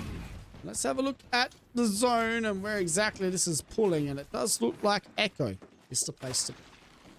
Yeah, I don't know if there are just few teams who have the read or if people aren't trusting it this early, but there are not nearly as many teams stuffed down to the southern side of the map than you would expect for a game number 4 where the scoreboard looks the way it does. It's not like there are a bunch of teams that need to get desperate and start moving with a different sense of urgency here. And right now there is plenty of room over on that western side of the zone, depending on how these fights break out between Gen.G, SAUL, as well as AvB, who are currently in the depths of Pylon. This is Wolves, I think, that 2C1M are looking at. So Wolves could be in a little bit of trouble, and they definitely are. Crazy Kong is the only one left standing for this team at the moment. Crazy Kong needing to stay alive for now. Rendang and the boys on the height. They do have the Ultra in hand, so they might be able to queue through and clean this up. They're thinking about it. They'll push towards the stairs, and Rendang, Bastion will at least push down to be able to finish one. I do believe the other 2 are, yeah, all the way down that bottom side underneath the stairs. I don't know if they finished getting the second player back in up off of their feet. I'm guessing not, because it looked like they were getting the notifications from that shield there. But off of the back of the pair of those thermites and then one more grenade, you would imagine that Bastion will feel fine pushing on down. Crazy Kong, however, is still sitting on that full health and will try and play a ring around the rosy on the stairs to try and turn this fight back in their favor. Crazy Kong playing this really well at the moment. We'll put a Q on the Q. So now that will force that team back. As we can see, Rendang still taking their time with this fight. The nades now getting returned as it looks like Rendang maybe put themselves in a position they really can't play also, because Crazy Kong, well, he does do crazy stuff every now and then, and it looks like 2C1M, they've decided to move in onto Rendang and they get 2 down, and now 2C1M looking to clean up Wolves Esports. Yeah, I was wondering where the third party was. You figured at some point someone was going to move in. It is going to be 2C1M who decides to do just that. Wolves will have to watch the rest of this one back from the lobby, and Black Hole also eliminated as well, which now means the rest of our squad still standing will start earning those placement points. DCG will hope to not have to rely on a game 5 and 6 miracle. They do still have quite the trek in front of them to make their way towards the zone, as do TEC Academy, who have to worry about AvB and W, who are potentially going to cross paths with them on their way in towards the zone. 15 squads still standing. Tech Academy is going to have a look at this zone and where it's heading, and it is going to be pulling very much towards Echo. So Dreamfire, Rendang, ALGS, CPR, and 2C1M all in very good positions here for game number 4. Interested to see what happens as far as those squads that are up towards Pylon, as well as Gen.G. We sit on board with them. They're more around the edge on the hunt where we're used to seeing this squad, and they're all looted up as well, as we see the purple shields across the board. Asia's has that L-Star in hand too. It will be Drill that will push Asia's back. We'll be able to hit a couple of cells though and quickly get back up to full health. It's PXX who sits on the opposite side, and PXX, well, they have been struggling here today. 2C1M playing it well at the moment on the south side. They've pushed AvB around a little bit more towards the eastern area of this zone, which leaves 2C1M the majority of that south side, which AvB they're going to move straight into Kurasami as Kurasami dropped down, and Ken with the triple take at the moment. It's just pure cinema as that man cannot miss with that little shoddy sniper. Kurasami creating a little bit of havoc here in this lobby in game number 4. Zoya will be able to get back up to their feet as well. Back on board with DCG as it looks like they have added themselves into the mix out here on the outskirts of this ring towards the northern side as they have pushed to take out PXX. The only problem is there a chance that Gen G pushes in for the third party? They'll have to do so without Ziki, as Ziki has already been knocked. It's Asia's who opens up with the L-Star Prowler to try and follow with from behind, but unfortunately falls and might be eliminated before the recall as well.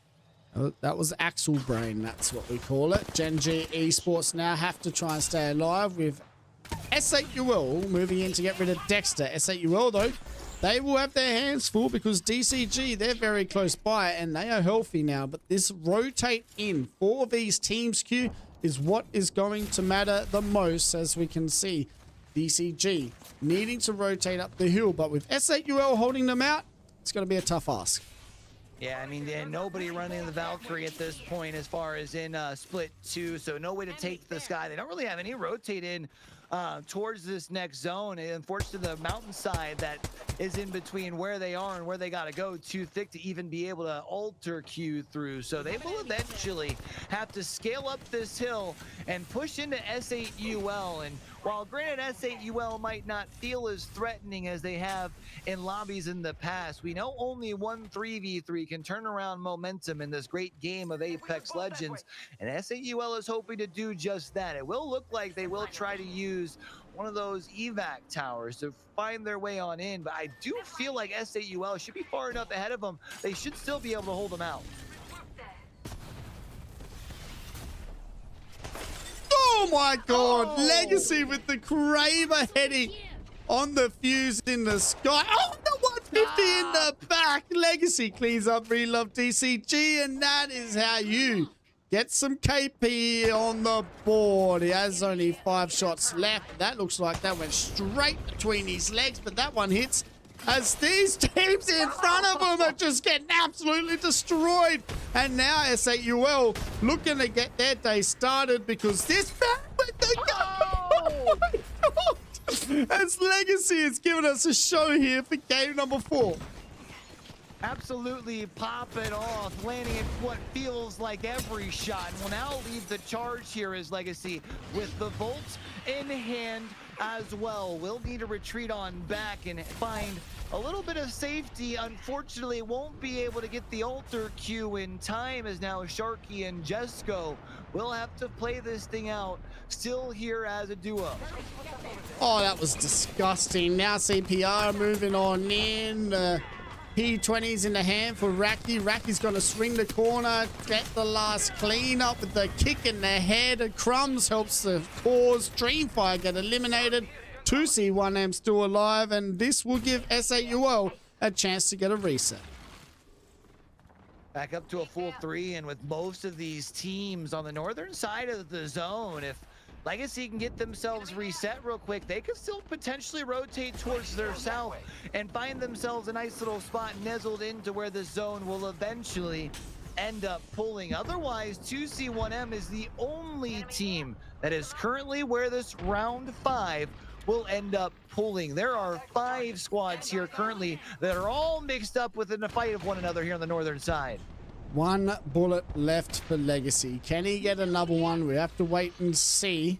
You can see him rotating on the low ground. Needs to be careful, though. He's getting very confident out here at the moment.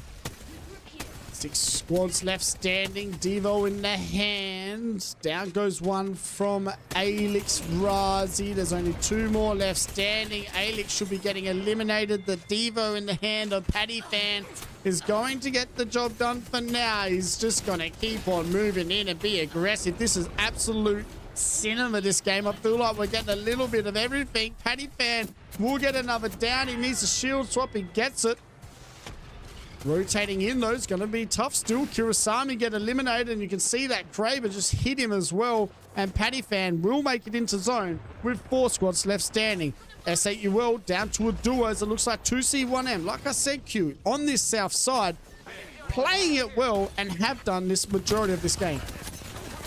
They have been looking pretty solid. CPR go out in that 4th position.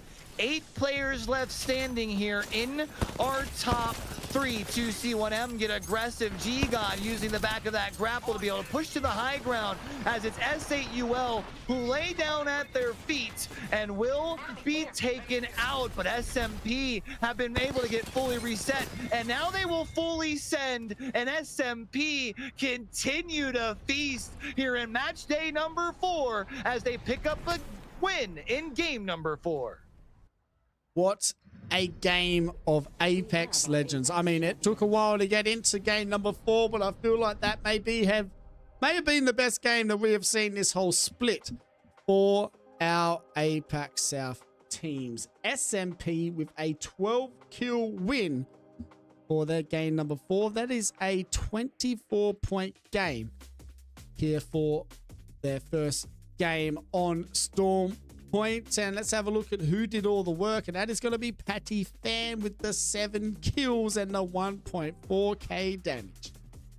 Paddy Fan, the man who had the devotion in his hand, who we saw at one point in time, was just absolutely knocking. And you know, SMP, we had talked about them earlier on the day, wondering if they were going to find that consistency, and man, have they just continued. It feels like get better with time. You mentioned 12 eliminations, 24 points for the squad, and due to the fact that other teams that were around them in the top 5 didn't pick up points, SMP in the overall leaderboards, we'll see in a moment, have really separated themselves. 2C1M also popped off in that game number 4 with a 2nd place finish with 20 points. S8UL have finally shown up to play here in match day number 4 with a 3rd place finish. CPR and Kurasami round out the top 5. I think they just need to give legacy to Kraber these next 2 games and everything should be okay. Simple. But let's go and have a look at the leaderboard after game number 4, and oh my god, SMP have just put themselves 20 points in front of the rest of the lobby. Gen G sitting 2nd, Wolves 3rd, ALGS 4th, and TEC Academy rounds out the top 5. Let's go and have a look at what legend is getting banned going into game number 5, and it is going to be the Sparrow here for our game 4 ban.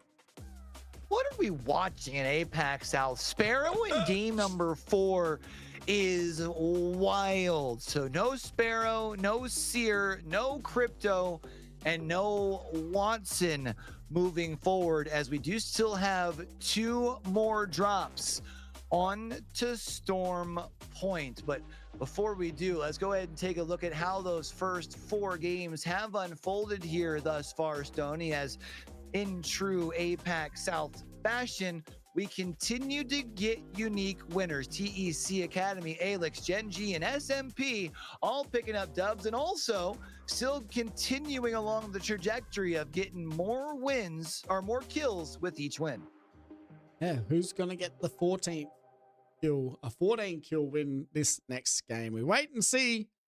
As we can see, Storm Point. Imagine if ALGS had gotten 8, it really would be a 2 every time. That would be wild. I didn't even see that. Wild. So we have to wait and see how this next game's going to go. Game number 4 going to SMP. Game number 5 not too far away as teams are getting into the mix. Let's go and have a look at the top 5 kills and damage leaders, as it has been a while since we've had a look at this action, and it is going to be Paddy Fan with the 12 kills, Saito with the 10, Ronan with 10, Ken with 8, and Mosu with 7. Our top 5 damage leaders, it's going to be Nimbus with the 5.3, Ronan with the 4.8, Saito with the 4.4, Zoyo with the 4.4, and King MSG very close to the 4.4 damage as well. That is game number 4 over and done with. We have 2 more games left to go here before we get into our match days tomorrow, Q, for APAC South. So far, SMP, they've woken up. They've put themselves 20 points in front of Wolves Esports. And we're starting to see S8UL getting a little confidence as well here in these games. Yeah, I'm excited to see S8UL come to play. They've added themselves to the mix.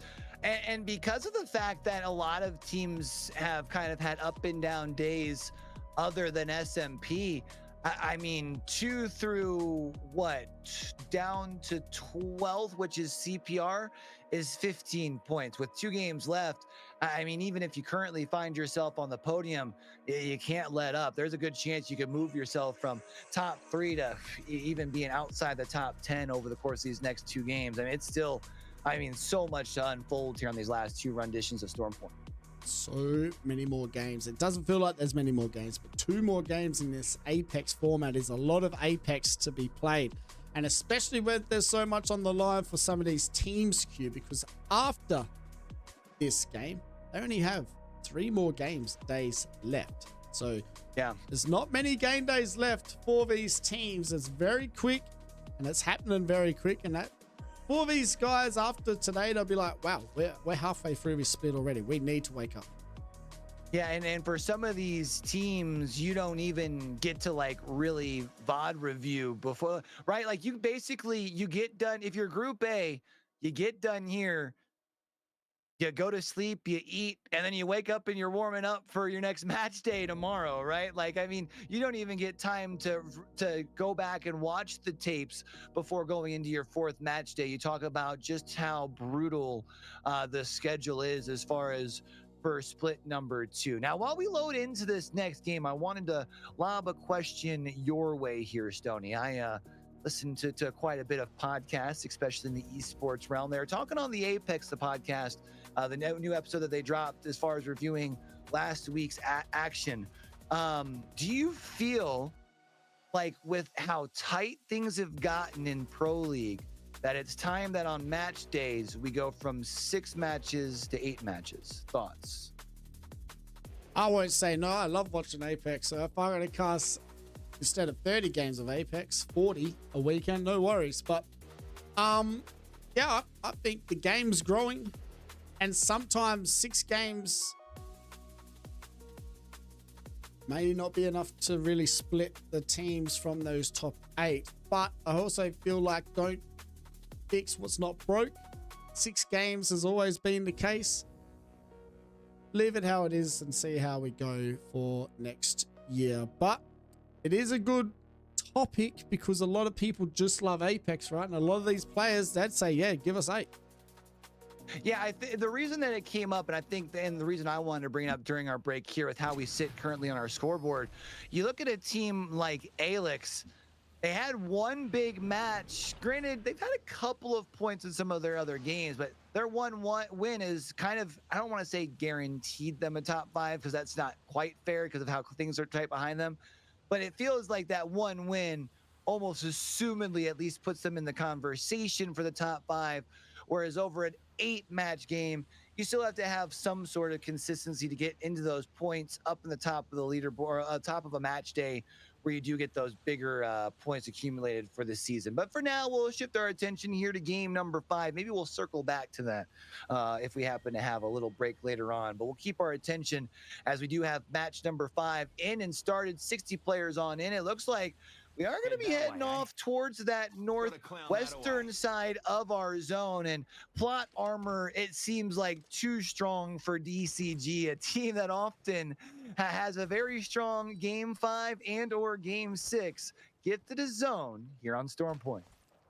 This could be what they needed here, Q, as well. So this will be interesting. Game number 6, the game where we may see, sorry, this is game number 5. Game number 5 where we may see DCG start to wake up a bit here in this lobby. 18 points on the board, which is really not that far away from second spot, as second spot is only 16 points in front of where DCG are at the moment, which is for DCG a 4-kill win. But when they get a win, Q, it's a little bit more than 4 kills for these lads. Yeah, plus we've been seeing as the wins have been coming across today, the teams that have been winning them been getting more kills. We're expecting a 16 kill win here from whoever. No, but yeah, as you did mention, generally when DCG does win, they really rack up the points. So maybe there's a chance with this thing pulling up their direction, they can at least put themselves in the conversation heading into game number 6. Another one of the teams that I guess we can say has put themselves at least towards the top of the leaderboard off of the back of just one strong game. CEC Academy, a team who was incredibly silent through their first 12 matches of split number 2. They picked up a dub and currently sit in 5. CPR, well, they're in an early fight here as they're looking to get busy with HAB and W. This is unlike HAB and W2. They're not an aggressive team early on. They get down 2 now on CPR, and CPR now on the back foot as the solo. Not the start this team needed here for game number 5. Yeah, a team that's needing a little bit of CPR. Their game on life support here in game number 5 with one last player left alive, and a team that, I mean, right now, yeah, in 12th, could put themselves into the mix with a decent game in game number 5. But if they go out early, that's, I don't want to say the end to their day, because obviously you could still pop off in a game number 6, but I wouldn't want to have to be relying on, definitely not in a lobby as filled with talent as the one that we currently have on our screens. But plenty of teams have started to make their way up towards that northwestern side, up towards North Pad. There are a few teams though that are still lurking behind a bit, of the likes of Kirasami, who are trying to see if they can find some KP here along the outside. It's funny looking back at broadcast because we're 10 minutes in front of everyone, and everyone watching those clips of Legacy absolutely frying with the Kraber. A lot of piss tests coming out here, drug tests that man. So we'll have to wait and see. That's exact. Imagine if they brought that out in Apex Legends. Oh my god. Check him's PC. No, for sure. That was a clip that we will for sure enjoy sharing on the social medias. And hopefully maybe we even see a couple more pop-offs, whether it's today or through the course of the next 2 days over here on Battlegrounds HQ. We appreciate each and every one of you guys tuning in. And if it happens to be your first time over here, whether you're on the Twitch or over on the YouTube, make sure you're hitting the follow button, turning the subscribe on over on YouTube as well. As we've got plenty more APAC action over the course of the next couple weekends. It's 8UL, Jesco, Legacy, Sharky needing to get things going. Looks like they're rotating towards Mill at the moment. G7 in the hand for Jesco. Is Kirasami just being a little bit annoying from Bean, but they will have to rotate soon, as well as all teams heading towards North Pad here for game number 5. Kirasami maybe just looking to rotate around the western side, as are S8UL as they're taking their way through Mill. Kirasami are like an interesting team to me in APAC South. Like never a team that I feel like we talk about or tune into, and they're like up at the top of the leaderboards, especially this late into a match day. But when we tune into them this late into a match day, they're never like in the bottom 5, even bottom like 8 either. Like they're usually in the hunt of being in that like 5 to 9 range, a team that will always feel like they're at least in the conversation of one of those land qualifying spots as well, while also never truly popping off. They're in good positions, but never having those like 10, 12, 14 point dubs. We talked about the win from ALGS earlier, which has put them in a relatively good position on the day. They're still holding down the 4th spot. Meanwhile, on the opposite side of the zone, Wolf still hold it down in the 3 spot as well. DCG getting gifted a zone. Looks like they've chose this position for now. It's a little bit in between Trident and North Pad, so choosing this spot at the moment. Wolves Esports, they're very close by as well, Q, but a lot of teams choosing to play a lot more north here in North Pad. Yeah, I think teams are expecting this to pull, at least when you look away from like that North Pad, towards the direction of, I guess you could say, those nut buildings over towards wall, but maybe not quite that far. As far as for now, though, that means Wolves would still have a pretty good read on this thing and would be able to rotate. Either it be more south towards those tunnels or actually more the direction of wall itself. It does, though, look like it will continue more towards the direction of where DCG have read it on their donut building.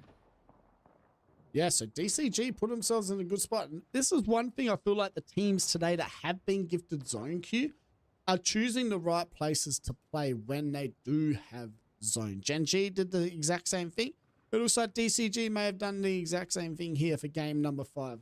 As you can see, Gen G on the eastern side of zone, holding out H, A, B, and W currently at Lightning Rod. So Gen G now back to doing what they're used to doing here over on Storm Point. As we can see, teams on that western side of zone, 2C1M, Kurosami, and S8UL deciding to rotate around the hard way. But for teams like 2C1M and Kurosami, looks like they might have to go through each other to make it into this next zone. I don't know why, but you mentioned about the teams who have like been gifted zone being performing well, and I just imagine like the Dreamfire fans thinking back to that World's Edge game and just like kind of punching the air. Because yeah, you're right. Most of the teams throughout the course of the day, when they've been gifted zone, they've been able to find some good reads, and even if they haven't necessarily been able to finish strong, been able to at least put a good chunk of points up onto the board. And for plenty of teams, especially here with just 2 games left in what's their 3rd match day of split number 2, this is about the point of the split where you need to really start piecing things together if you're wanting to have a good chance for land. It's time. 18 squads alive, finishes CPR getting eliminated early on. So CPR were a solo.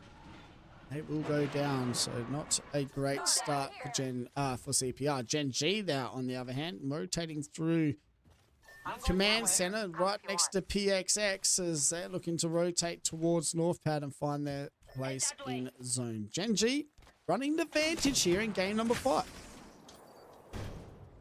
We've seen them run this Vantage before, and if we had anybody who was tuned in to the APAC North games, I know we didn't have them here today because of the brief overlap between the two ranges. We've seen a little bit of Vantage coming out in both APAC regions here, and I don't know if it's, I don't want to say it's because of this little bit of success that Gen G had of it in the back end of split number 1. I don't think that would be fair, but I do think that there is something about that marksman rifle and being able to find essentially one player to push when you do opt for those fights along the edge of zone. Care package over there. Dreamfire inside North Pad, 18 squads still standing. Round 2 a minute away from closing. Right next to Fury. Fury also trying to find their spot into zone as round 2 closing a minute away. We get into some zone 3 action. Fury not having the best day today, Q. 3 points on the leaderboard after 4.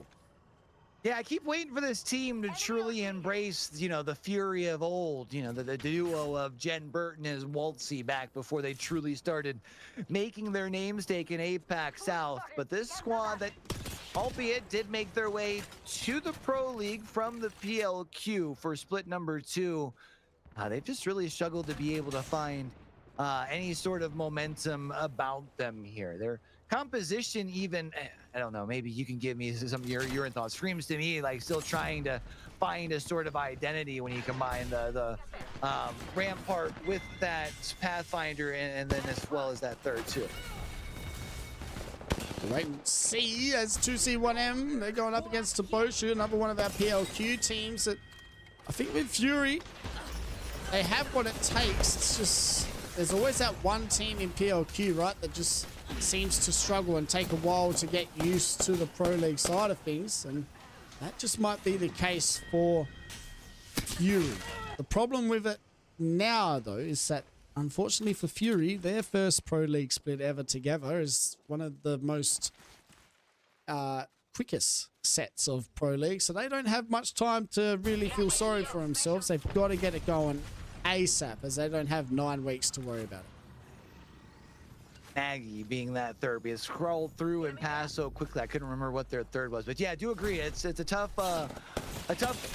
split to find yourself trying to make that jump from CC to PLQ for sure. AvB and W will be the last of our teams that gets eliminated here in game number 4 that will not earn any of those placement points as we're now into our top 15.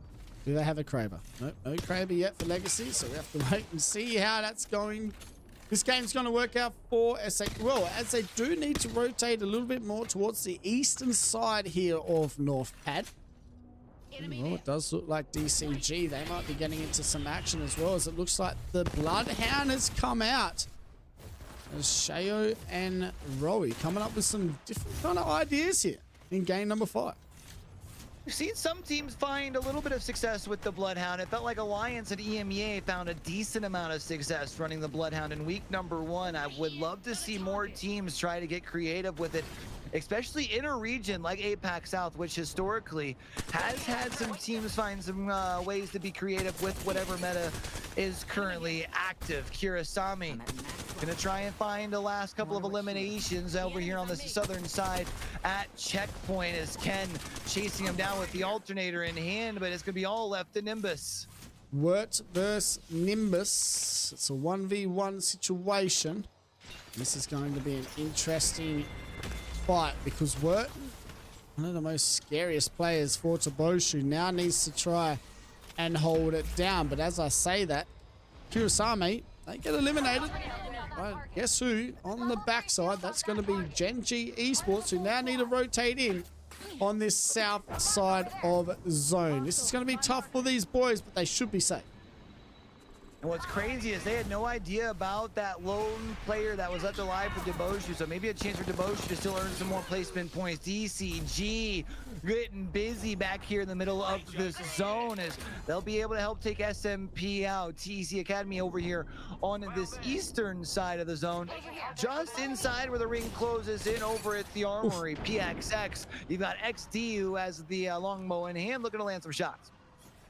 PXX, I feel like this team may be very close to going insane one weekend, so we have to wait and see how that's going to work out for them. Comeback still alive as they're trying to come back a little bit on the leaderboard at this stage. Tech Academy getting some downs as well, as they're pushing the fight out here on the east side of this zone. If you have a look at where that zone is pulled back, it's a little bit insane for these teams out here who thought zone might be heading this way. As PXX, they're moving in onto comeback, and it doesn't look good for comeback as there's only no members left standing as they get eliminated from PXX.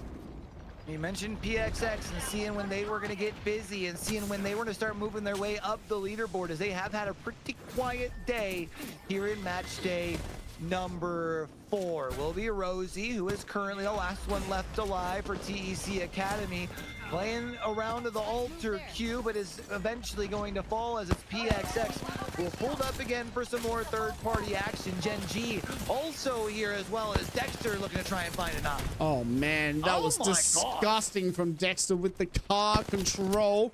Does get down XD. Jackie Chan goes down as well. There's only one man now left standing for PXX, and that will be PXX getting eliminated, you'd think, here at 8th position. 8 squads left alive. Gen G now making their way into zone number 5. As zone 4 has about 30 seconds left until it's finished closing.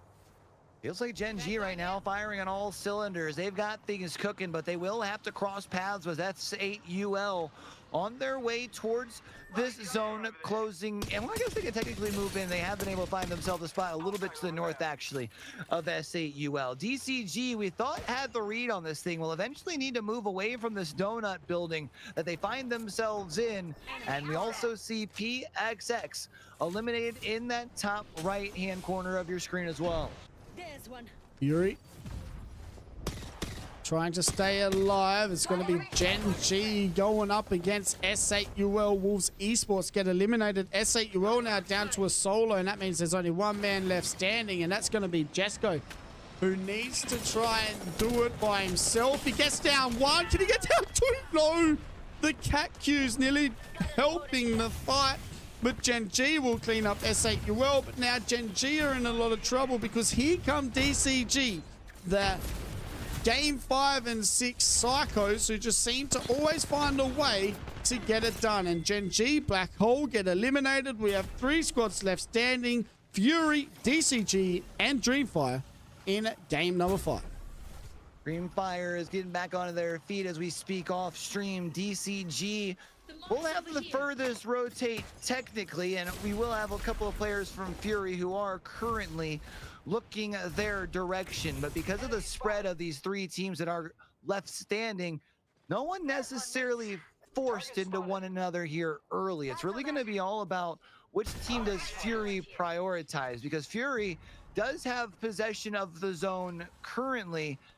Could very well be them who have the decision, or have a very risky decision ahead of them.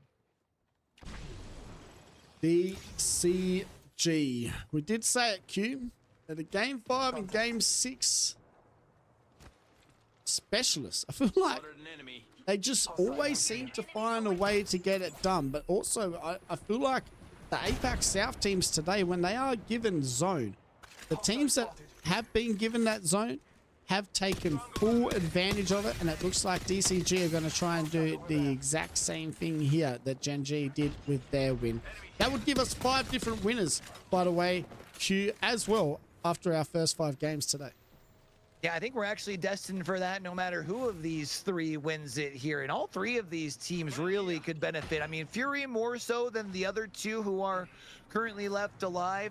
But it does look like it will be DCG who will be the last ones to the party, as they'll be able to at least push up towards this high ground here. And there's that first use, at least, of the Bloodhound ult here in APAC South, as they'll be able to swing all the way around the outside. And they'll try and use this little bit of invisibility to jump on this team on the northern side. It's Fury, and Fury gets absolutely decimated.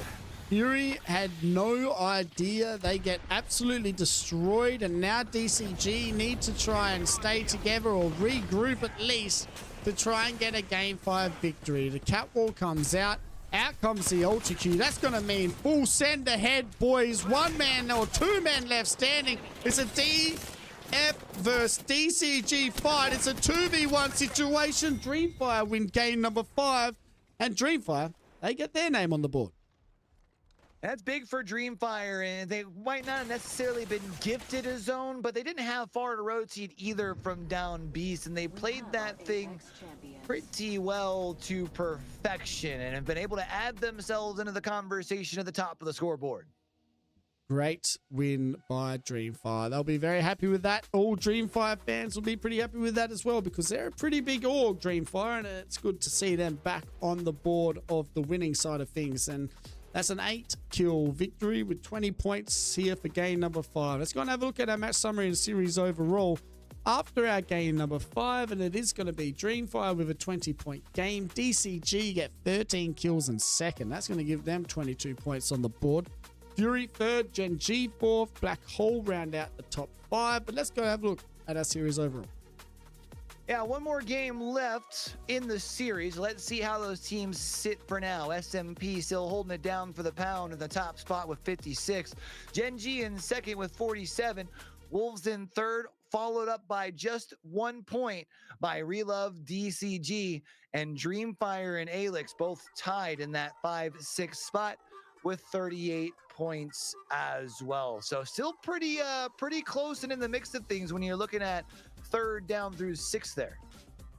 Yeah, still very, very close here in this leaderboard. It feels like SMP are definitely not safe at the moment, because the teams in that top 5 can definitely make a jump here in this last game. S8UL do make it just into the top 10, considering they were sitting at 17th not long ago, Q, and well, they'll be hoping to have a big game here to try and move themselves up into the top 5. Let's go and have a look at what legend is getting banned going into game number 6, and it is going to be the Catalyst getting banned here for game number 5 of our APAC South Matchday number 4.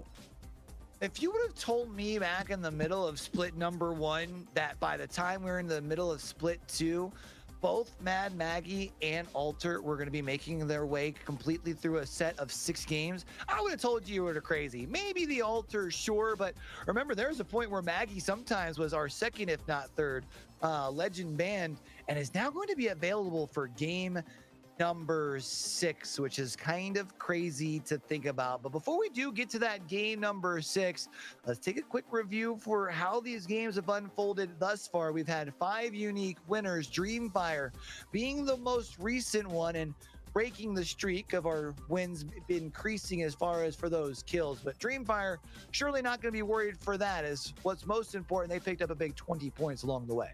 Yeah, it's a massive game for Dreamfire. They'll be very happy with that. It's good to see their logo back on the winning side of things as well. Such a beautiful logo. It's probably nostalgia for APAC South fans. It's probably definitely one of the most consistent logos we see since the start of the Apex days here in APAC South. So Dreamfire getting a Game 5 win here on Storm Point. Let's go and have a look at our top 5 kills and damage leaders, Q, and see who's leading the way out there. Yeah, let's take a look at it. See who's been popping off, who's been holding it down. Padafan still in that first spot with 12 of them things.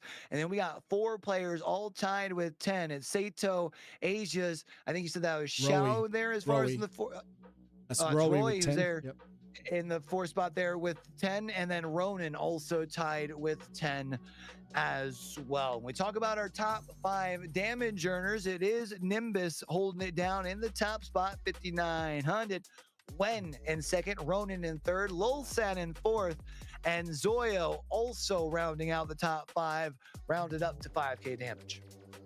That is how it looks after game number 5. We have one more game left here for our A versus B, A versus C tomorrow, then B versus C on Sunday. 2 more match days after this game for our week 2 of APAC South. Once again, I really do appreciate every single person that is out here in the chat supporting Battlegrounds. It has been such a fun Friday night or Friday morning, wherever everyone is. I know it's the start of the ALGS weekend here for Apex Split 2 Pro League, and we appreciate you guys spending it here with Battlegrounds HQ. If you haven't hit that follow button, make sure you hit it. We have some amazing stuff coming up in the next month and a half. We have the Lead Joy Battle of APAC 2 Invitational, which will have 40 teams, 20 from APAC North, 20 from APAC South, battling it out for 10k. The last Battle of APAC we had went 13 games with 14 teams on match point. So if that's anything to get used to, I'm all for it here for Battle of APAC. We also have the Game Expo, who is our broadcast partner. We'll also be heading over to Melbourne in April 3rd and 4th for a pretty cool little LAN event that we have planned out here. So we really do appreciate you guys. Me and Q, we do this all with the passion, and we enjoy it, don't we, bud? It has been a absolute blast. Yeah, we appreciate each and every one of you guys tuning in every single week. It's been fun seeing what's been growing over here at Battlegrounds HQ over the course of the last couple of years, and really it's all thanks to you guys, so we do appreciate it. And yeah, let's go ahead and get ready to round out match day number 4, because it looks like we're about ready to take to the skies. Storm Point one more time. So I guess before we drop in, let's see where people are dropping in at. Let's go and have a look at the POIs for our last game here of the evening, and it is going to be Storm for one more game. Dreamfire winning that game, Q, and well, they were at down base, so they didn't have to rotate very far at all either for game number 5. Didn't have too far to go. DCG were able to get some big points after get to the zone as well, so the 2 teams able to capitalize off of a zone. We're going to be able to be the teams that capitalize off of gifted a zone here at the end, because as we do prepare to drop in for game number 6, currently between 3rd and 6th, they're separated by just 3 points. And then you look at 7th through, I mean, we'll even call it down through 13th, 14th, 7th through 14th, separated by just 6 points. So there is still a lot to be played for on this last drop on Storm Point. So, well, I feel like we've talked enough. There ain't no more time to talk about it, Stoney. It is indeed time to be about it. Let's get to it for game number 6. Let's go and have a look where we are heading Does look like maybe a little bit more central here for game number 6. Do we head towards Jurassic Forbidden Zone, or are we heading to Cedo where Fury can maybe try and get some stuff going? They had a top 3 game that last one, but they did struggle a little bit with the Bloodhounds sneaking up on their backside. But there's not going to be any of the zones I've just said. We're heading to Barometer for 2C1M to try and get a win on the board here in game 6. Yeah, I was also going to say that even if it went towards Fury's direction, they're still going to have to really try and find a way to piece things together. I almost feel like it's better for them to fight their way down in, although I would imagine they'll still be one of the first teams rotating down to Barometer, seeing that they do land relatively close at Ceto Station. But you said for Fury, they had that 3rd place finish. They've only been able to pick up 2 kills across the day, let alone the kills that they were able to put up on the board with that 3rd place finish. So no points really added to their tally, still currently sitting inside that bottom 5. We'll see just how high they can try to make a climb here. There will be a couple of other teams that are actually rotating away from Barometer, as it does look like CPR rotating towards the direction of AvB and W, who are also being approached upon against by TEC, and well, things could be getting dicey here. Does look like every single person thinks it's going to Forbidden Zone. So a lot of teams playing in here at the moment. HAB and W, one of the teams trying to lock it down early, but unfortunately for people trying to lock it down with no Watson, because that man, oh sorry lady, has been banned. So HAB and W, they look like they will be rotating away. As we can see though, CPR might be getting eliminated. There's only one man left standing. This would be tough. Another early elimination for CPR, a squad that has been struggling, currently in the 15th spot. And I mean, Bloodhounds, the last one left alive. I guess if there's anyone you want to try to make something happen, it is the new beast of prey, right? But unfortunately, no ult available. Also sitting on a white armor as well.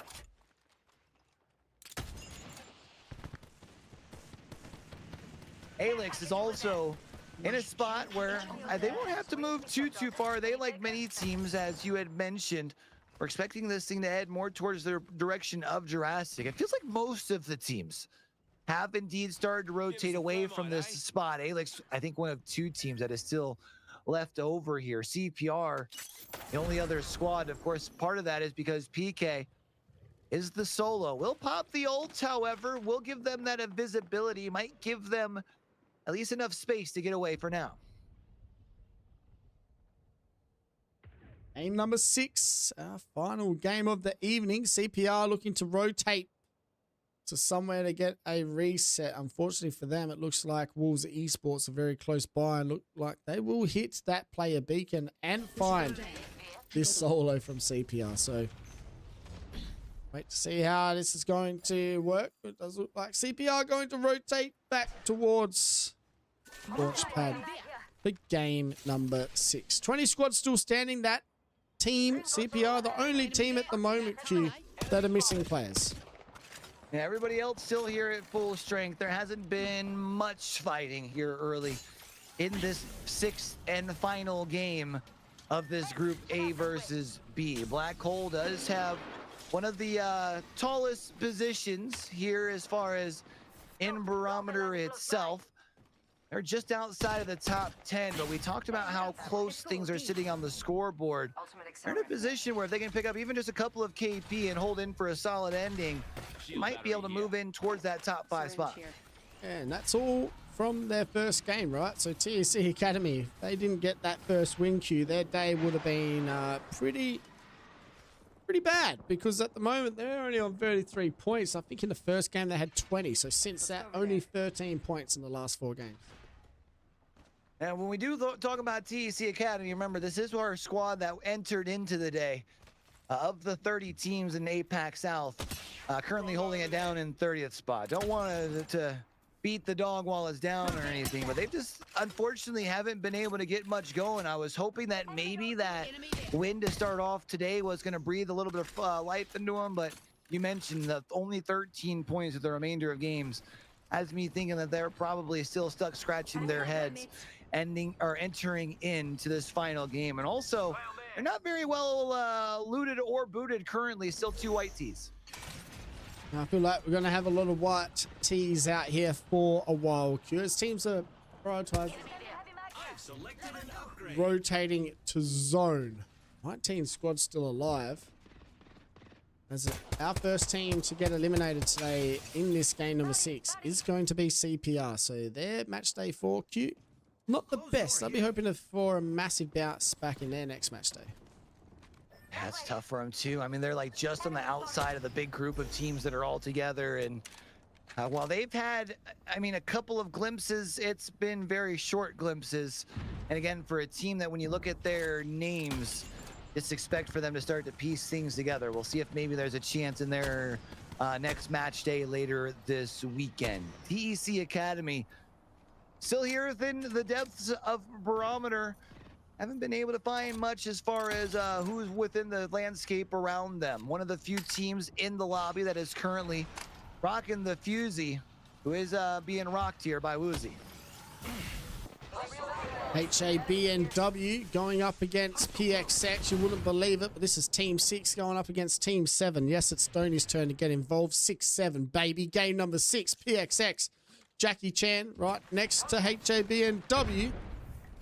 As you can see, Tasting Blood and Black Road, they get a nice little reset. So it's going to be a 3v2 situation, and it looks like they might be aggressive here in this fight. As I say that, though, Ahoy gets put down pretty quickly from the man, Jackie Chan. Both of these two teams in this fight out here between PXX and AvB have had days I'm sure that they wish they could have improved upon. There's still a chance for them to do just that in this final game. PXX will be able to get the banner of Pita as well, so at least there's a chance to be able to bring their friend back into the fray. But it is the Pathfinder, which means you do not have those zip lines to be able to rotate quickly. AvB down to a lone solo as the finishers look to turn into the finishers here early. Yeah, the finishers coming with the third party, and they will try and clean up AvB and AvB now are going to be a solo. So was looking good for him, and now all of a sudden it is not looking good as Black Road will get eliminated and AvB will go out at 19th position in this game. And when I say team 6 and 7, that's the team what they're sitting in the lobby, not overall leaderboard. But yes, AvB they get eliminated. 18 squads left standing. PXX looking to try and get things warmed up here, see if they can be the ones who can cook up the game 6 miracle, as we have seen, I feel like in at least 2 maybe of our 3 match days thus far here in APAC South for split number 2. And I mean, they're pretty loaded out for now. I mean, everyone got those purple Evos all the way across. They're one of the few teams rocking the Vantage, trying to find the extra little pop off from a distance to be able to close the gap off of the back of that. But you can see as we continue to scroll through these teams, due to the fact that this is game number 6, 5 legends have been banned. The team compositions are getting pretty spread right now. 2, was it? 3 recon legends gone, 2 controller legends, so no assault legends getting banned. Might be the way of things here in APAC South. As we know, APAC North very different to APAC South. I reckon one stage in APAC North this split we might even get a Vantage ban, so we'll have to wait and see these games. 18 squads still standing here. Let's go and have a look at the zone though, as teams are starting to rotate in here for this one, and it looks like it is pulling very south barometer. South barometer, maybe a little bit more towards those eastern-ish buildings of the direction of, you know, Wolves as well as Toboshu. Toboshu actually in one of the fewer buildings that are a little bit further towards that southeastern side, and the lone owners of that deed could very well like where this thing will continue to pull. Maybe even a little bit closer towards that bridge as well, as you see a couple of squads that are making their way in from that eastern side of the likes of PXX, who are making their way in towards barometer itself. They will have to worry about finishers that are just inside this nut building, however. PXX will just have to take their time with this rotate in. Finishers, both teams have rotated from pylon, and Looks like they will now try and make their way towards this barometer zone. As we know, it keeps pulling south of barometer. So for finishers, they will have to try and figure their way across the ocean. You have the Pathfinder, so there's a chance they could potentially zip line from their location whenever they're forced away from this nut building. They do know that they will be one of the most eastern teams on the southern side, so maybe feeling the safety of having these walls protecting you for now might not feel a sense of urgency to need to necessarily rotate away from where they currently stand. There are quite a few teams, though, who, as we had mentioned earlier, have found themselves in some way, shape, or form into barometer itself. There are a few teams that are fighting even off towards the north, of course, of some of the usual suspects of the likes of Gen G, who actually look like they could be closing in over towards comeback. But a lot of these teams down towards the south, they aren't going to move for much for now. 17 squads. Kraber in the hand here of TEC Academy. Enemy over there. Gada. Trying to get us some clips. We already probably have the play of the whole split with Legacy in game number 4. Can we get another lot of clips here in game 6? TSC Academy been pretty impressive today, Q. Like I said, after game number 1 have kind of disappeared, but they have a good chance here to try and get some points on the board for game 6.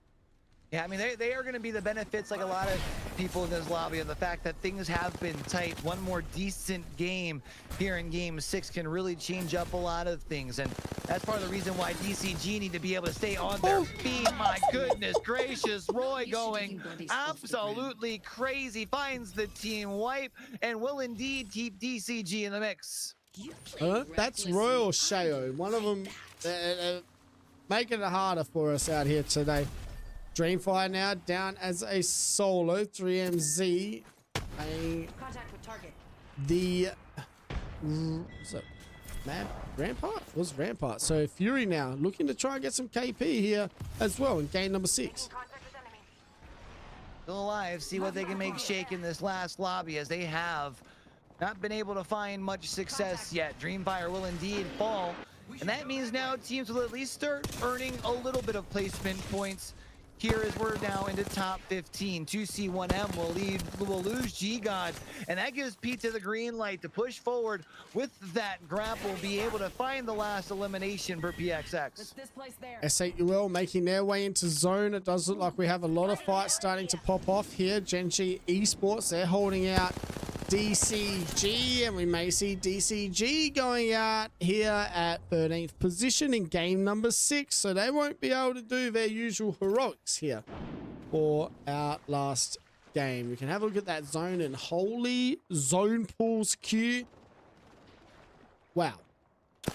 Yeah, that's a rough one there, and worth noting, while we were talking about some of the eliminations, SMP also went out, so that's our number 1 team, meaning Gen G may have a chance to be able to pass them up at the top of the leaderboard. PXX has just passed up a couple of squads, but now is at the risk of being eliminated themselves. We talked about how Kurosami constantly find themselves in this 5, 6, 8 round mark, currently in 8th, trying to stay alive.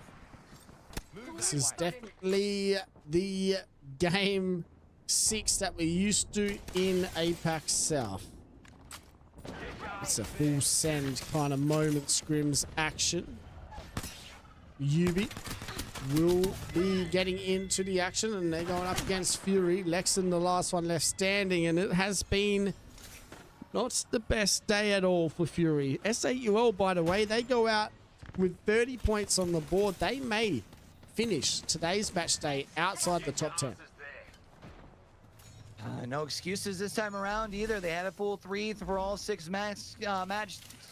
Just had some unfortunate rotates and got caught in some very unfortunate positions. We'll have to keep an eye on the standings when we get to the end to see exactly where they finish at. TEC Academy still has the Kraber in hand, but hasn't been able to find anything off the back of it. Black Hole trying to secure up the backside of this big gigantic rock, because if they can hold it down, they do have one of the few spots that will have coverage in this end circle.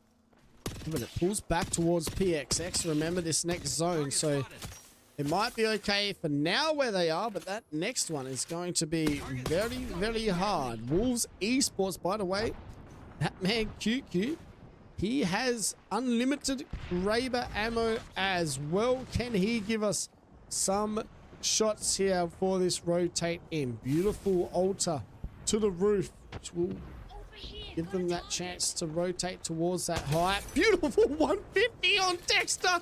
And we are about to get some Wolves QQ action here in this final stages of game number 6 with unlimited Kraber ammo.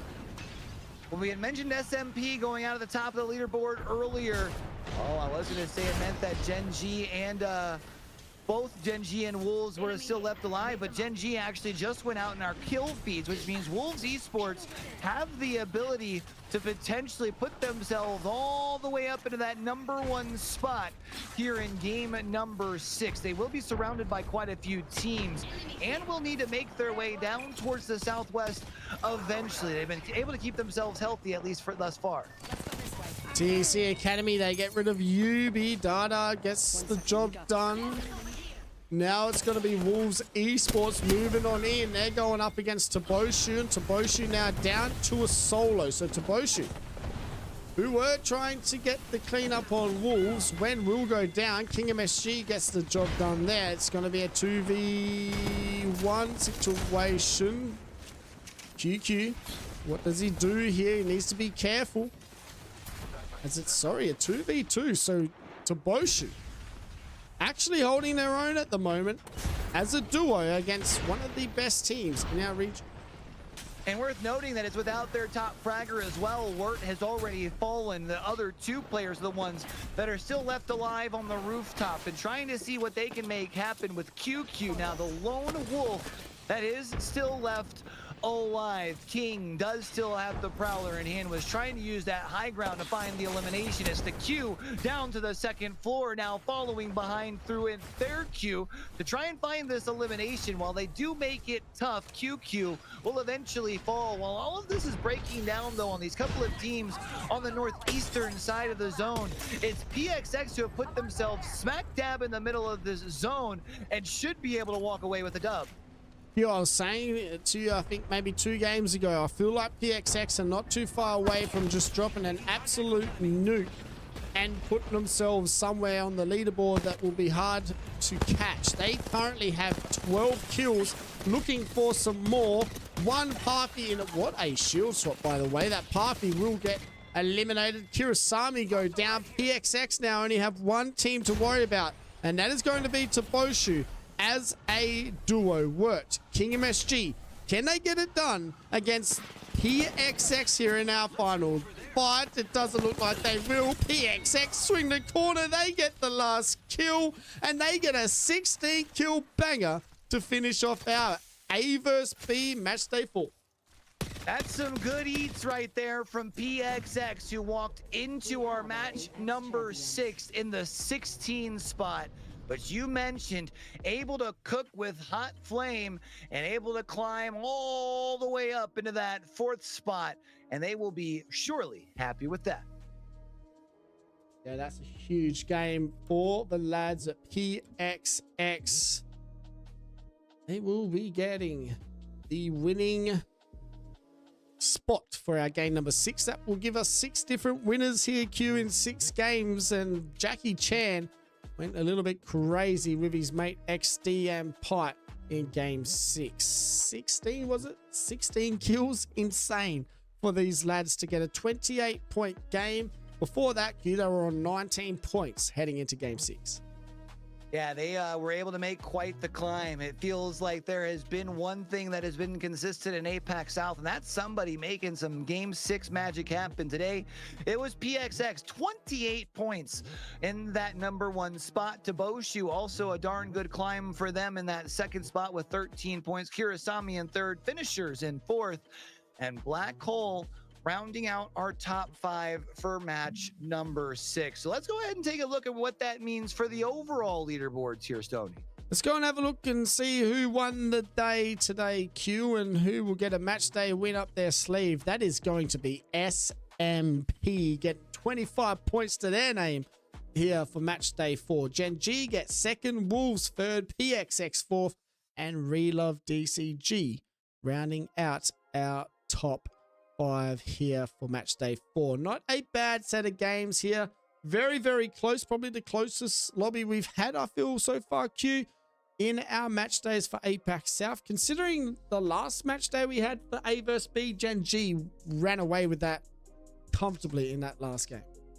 Yeah, I feel like generally we've had like 2 teams that have kind of separated themselves away from the rest of the pack, whereas here today, it was pretty tight through and through, and a lot of that was because of this screen right here. 6 different maps, 6 different winners, and a good healthy mix of, you know, low kill wins, high kill wins, and I mean, PXX with the biggest kill win of the day, 28 points to wrap things up. But those were some of our top performers as far as teams, Stoney. Let's go ahead and see as far as some of our top individual performers, as it's King who sits atop our top 5 kill getters with 13, Fatafan with 12, along with Jackie Chan and Dexter and XD, both picking up 11 of them things.